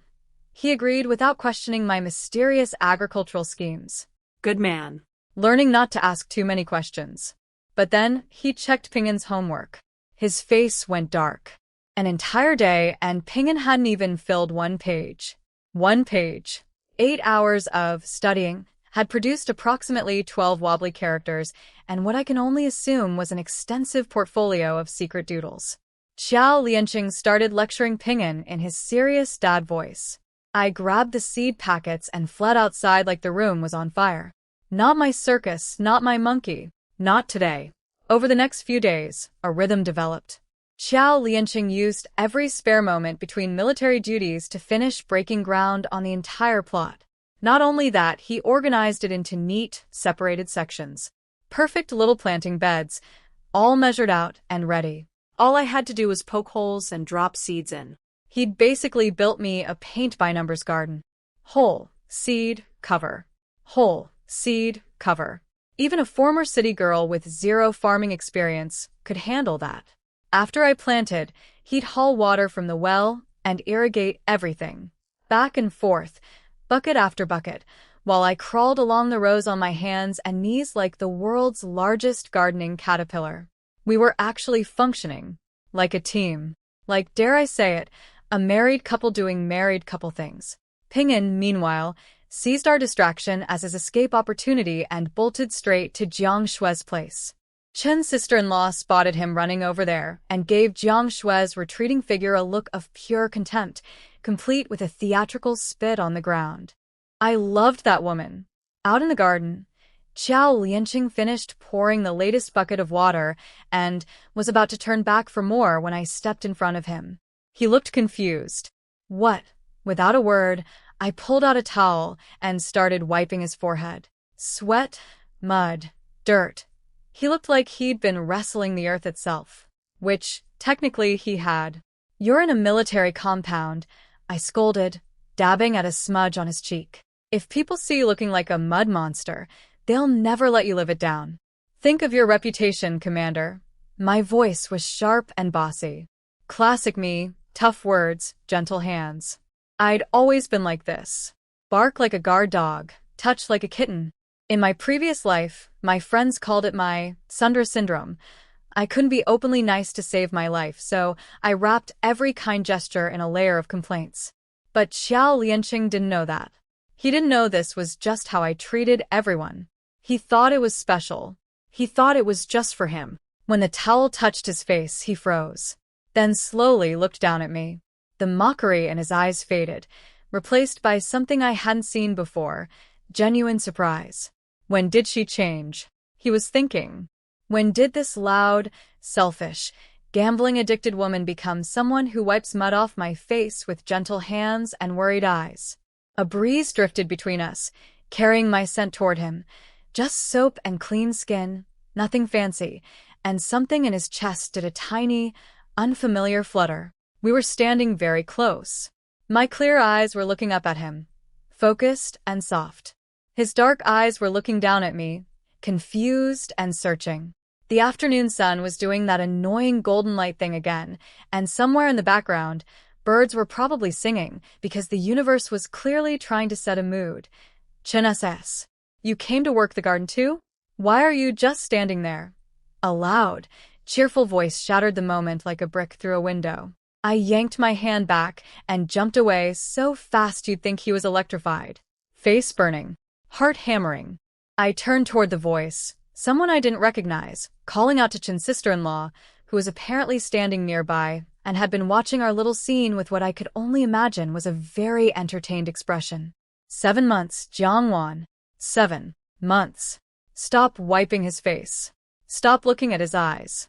Stop standing in golden sunlight with him like you're in a romance drama.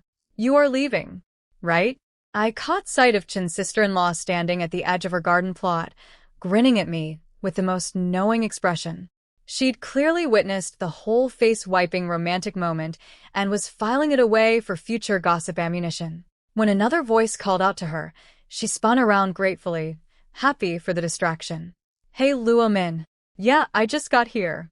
Still figuring out my plan of attack. The woman who'd called out was thin, wiry, with short hair and plain clothes. She spoke at approximately the speed of a machine gun, with a thick Sichuan accent that she was trying to convert into Mandarin. Keyword, trying. Each individual word? Understandable. All of them strung together at light speed with half the consonant swallowed? Absolute gibberish to anyone who hadn't spent time in southwestern China. Lucky for me, I'd traveled all over the country doing research for my novels in my previous life. I understood every word. Chin's sister-in-law? Not so lucky. She blinked several times, processing sounds that her northeastern brain simply could not decode, and finally gave up. Sure, let's just each do our own thing. As she walked toward me, I could hear her muttering under her breath. Talks so fast I can't understand a word. What year is this? Would it kill her to learn proper Mandarin? She was close enough that I heard everything perfectly. I pressed my lips together, trying not to laugh. When she reached me, she switched to gossip mode. That's Luo Min, 2nd Battalion instructor's wife. She has a 3-year-old son. You know, the one you stole the lollipop from. I froze. Thanks, Chun sis. Really needed that context. Very necessary detail. Could have just said, she has a kid, and left it at that, but no. Had to specifically remind me that my predecessor robbed a toddler. I looked over at Luo Min with maximum guilt and flashed my brightest, friendliest, most apologetic smile. I'm so sorry my previous soul inhabiting this body stole candy from your baby, smile. Luo Min looked at me, looked at my smile, rolled her eyes so hard they nearly did a full rotation, and turned away muttering something under her breath at Sichuan bullet train speed. I'm about 80% sure she was cursing me out, but I had no evidence, so I let it go. Over the next 3 days, Qiao Liancheng and I finished the garden completely. Seeds planted, soil watered, sections organized. Now we just had to wait for nature to do its thing. With the garden handled, I started thinking bigger. Because sitting around waiting for vegetables to sprout was not a business plan. I needed money. Real money. My own money. Not Qiao Liancheng's salary, not borrowed, not stolen from toddlers, my own. This was the 1980s. China's economy was opening up. Industries were being born left and right.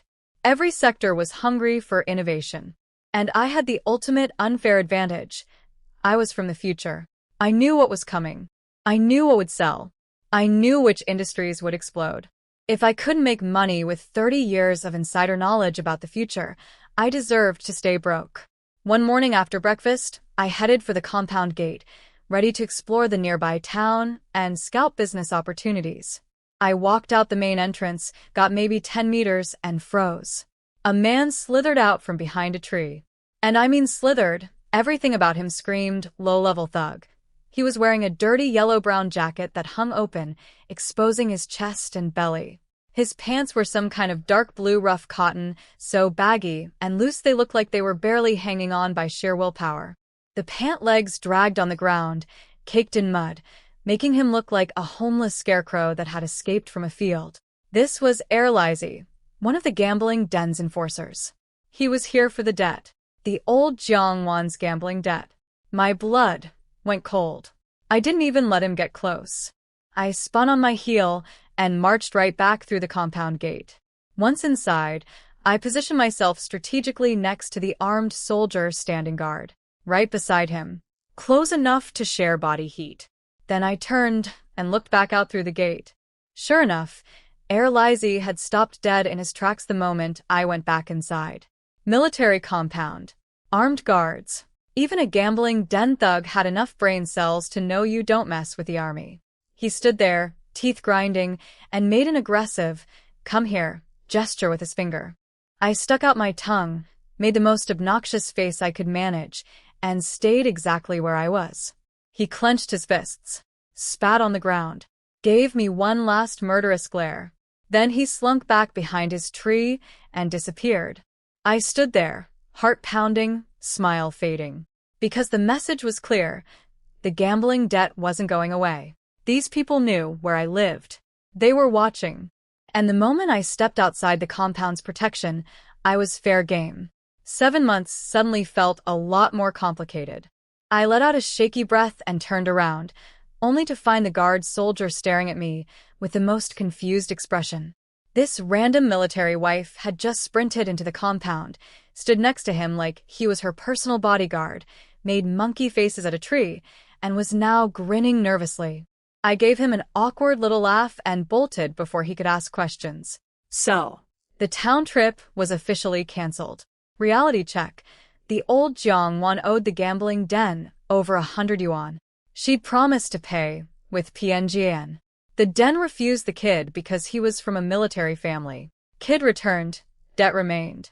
100 yuan in 1985 was roughly half a year's salary for a factory worker. That wasn't pocket change. That was a fortune of debt. The gambling den wasn't going to send a polite reminder letter. They were going to send fists. I trudged home, feeling like someone had stuffed cotton balls into my chest. Frustrated, trapped, and annoyed at a dead woman's terrible life choices. When I walked through the door, I got a surprise. Ping'an was sitting at his little desk, actually writing. On his own. Without supervision. Without threats. Huh? You didn't go to Annie Shui's today.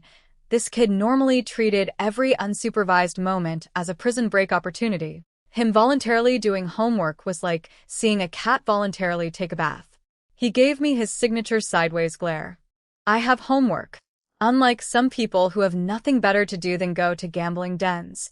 Then, with the casual cruelty only a 5-year-old can deliver. Wait, you're back already? Let me guess, you owe them money and you're hiding from debt collectors. My jaw dropped. How did this tiny human know everything? Was there a compound newsletter I wasn't aware of? Did they publish a Jiang Wan's Crimes weekly digest? I ground my teeth. I was not going to a gambling den. I was checking on the vegetable garden. He snorted dismissively and went back to writing. I tidied up the room a bit and was genuinely about to go check the garden when, hey, I kept walking, not responding to, hey, fat woman, I'm talking to you. I turned slowly. Oh, you're speaking to me? DUH. There's only 2 people in this room. If I'm not talking to you, who am I talking to? The wall. I crossed my arms. Your dad is one of the most well-mannered men I've ever met. How did he produce someone with 0 manners? I'm not asking you to call me Mom. But you can't even manage Auntie? Ping'an sputtered. You're a bad woman. You're not my auntie. In his mind, the title, Auntie, was sacred, reserved for beautiful, kind angels like Jiang Shui. Not for large, terrifying, lollipop-stealing bear women like me. You walked over.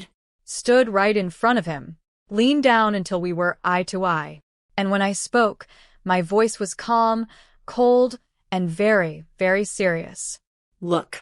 I'm here for 7 months. I don't have to teach you anything. It's not my job. But you're getting worse by the day, so today? Free lesson. Auntie is a title, not a name, not a reward. It's what you call any woman older than you, good or bad. Using it shows that you have manners, that you were raised properly. Not using it doesn't insult me. It insults your father. Ping'an's eyes went wide. His mouth opened to yell back. Don't. I cut him off before he could start. Don't glare at me. Don't yell. I'm explaining logic to you, and you're a 5-year-old who doesn't know enough about the world to argue. You love Jiang Shui? Fine. That's your business. But not knowing basic respect for other people isn't about Jiang Shui, it's about you. When you go outside and disrespect adults, people won't say that boy is rude. They'll say Qiao Liancheng's son has no manners. They'll say his father didn't raise him right. Is that what you want, Qiao Ping'an? To embarrass your dad?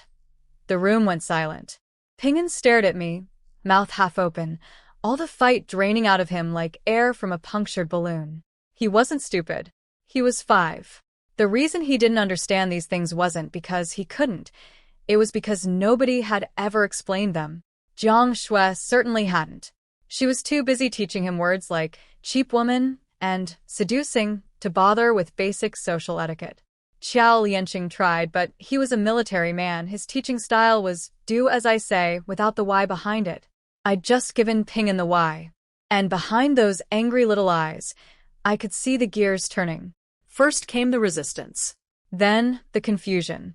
Then slowly, reluctantly, a tiny, grudging acknowledgement that maybe, just maybe, the bear woman had a point. He didn't say anything. Didn't apologize. Didn't call me auntie. But he also didn't argue back. And for Qiao Ping'an, that was basically a white flag. Ping'an went quiet. The kind of quiet where you can practically hear the gears grinding inside a tiny skull. I straightened up and drove the point home. You don't have to accept me. That's your choice. But you cannot call me hey, or bad woman, or bear woman, or fat woman. Those are insults. And every time you use them, you're not hurting me. You're proving that you have no manners. You're smearing mud on your father's reputation. I turned and walked toward the door. Mic drop. Exit stage left. Beautiful. I was almost at the door when, then, what am I supposed to call you? His voice was small, reluctant, like every syllable was being dragged out of him with a tractor. I'm not calling you Mom. Ever. I stopped walking. Faced away from him, so he couldn't see my smile. This kid isn't hopeless after all. Call me Auntie Jiang. I said I'm not calling you Auntie. I turned around, eyes twinkling. Want some cat ear pasta? Don't think you can bribe me with food. I can make extra this time. I still won't call you Annie. I leaned in with my secret weapon. Oh, I almost forgot. Your dad brought home some white sugar. You know what makes cat ear pasta really amazing? Not salt. Sugar. Fried until they're golden and crispy, coated in sugar. Crunching in your mouth, sweet and warm and absolutely delicious. I mimed eating imaginary cat ears with an expression of pure ecstasy. Eyes closed. Fake chewing. Theatrical sighing. The full performance. Ping'an's mouth opened silently. His eyes were fixed on my pantomime like a cat watching a laser pointer. His little tongue might have actually made a brief appearance. Then he gathered his remaining dignity and growled. They're all mine. You don't get any. Deal. Just call me Auntie, and I'll make them all for you. Death glare from Ping'an. Raised eyebrow from me. No, Auntie, no cat ears. Final offer. The internal battle was visible. Pride versus sugar. Stubbornness versus crispy, fried snacks. The eternal 5-year-old dilemma. Sugar won. Zhizhang. Andy. He squeezed out, face scrunched up like he was swallowing medicine. Wonderful. Good boy. I beamed like the sun itself. Coming right up, I grabbed the thermos and headed for the door, riding the high of my greatest diplomatic victory to date. I swung the door open and Qiao Liancheng, standing right there. Just standing. At the door, like a statue. How long had he been there? When did you get back? I blurted. His expression was oddly soft. Gentle, even. He looked at me with something that might have been no. Couldn't be. Must be the lighting. I'm heading out for a bit. Wanted to ask if you need anything. I narrowed my eyes suspiciously. Were you eavesdropping just now? He shook his head with zero shame. I wasn't eavesdropping. I was listening openly. I arrived at the door and was about to come in, but you two were having a discussion about manners, so I didn't want to interrupt. Openly listening, I huffed. That's just eavesdropping with confidence. I stomped past him toward the stairs. Behind me, I caught just a flash of something on his face. Was that a smile? An actual, genuine, Qiao Liancheng never smiles smile? Gone before I could confirm it, like a shooting star. Blink and you miss it. He turned to Ping'an, and his voice was warm, actually warm for the first time I'd ever heard. Well done. Your Auntie Jiang was right. You should be a polite, well-mannered boy. Your Auntie Jiang. He'd said it. He'd endorsed the title. Officially. From inside the room, I could practically feel Ping'an glowing from his father's praise. That kid was starved for approval, and, well done, from Qiao Liancheng was worth more than 1,000 cat ears. Downstairs at the water room, I was about to fill the thermos from the boiler when a large hand reached over and took it from me. I'll do it. You'll burn yourself. Qiao Liancheng filled the thermos with the practiced ease of a man who'd done everything for himself his entire life and continued casually. You still haven't told me what you need. I can pick it up while I'm out. I shook my head. I'm fine. Don't need anything. Then I thought for a second. Actually buy some school supplies for Ping'an. That would be useful. He nodded. I already got the preschool textbook. It'll be here tomorrow. He finished filling the thermos, handed it back to me, then hesitated. His voice dropped a notch. Actually, there's something I'd like to ask for your help with. I looked up at him. Qiao Liancheng, the toughest man in the military. The one-man army who'd wiped out 168 soldiers solo. The glacier of a human being who'd barely spoken more than 3 sentences a day since I'd arrived, was asking me for help. My eyebrows went up. What is it? Just tell me, I said cheerfully. We're family, no need to be shy. Qiao Liancheng looked at me steadily. Could you teach Ping'an? Just basic reading and writing. I paused. I'll think about it, because, listen, there's a famous saying, before homework, mother and child are loving and harmonious. Once homework starts, it's chickens flying and dogs jumping. My relationship with Ping'an had just barely upgraded from mortal enemies to reluctant ceasefire.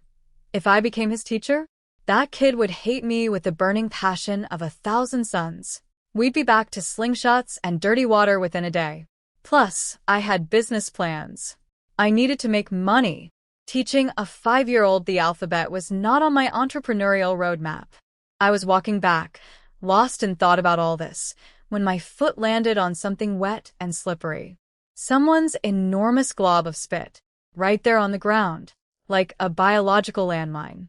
My foot shot forward, my body went backward, and 300 pounds of me headed straight for the concrete at terminal velocity. This was it.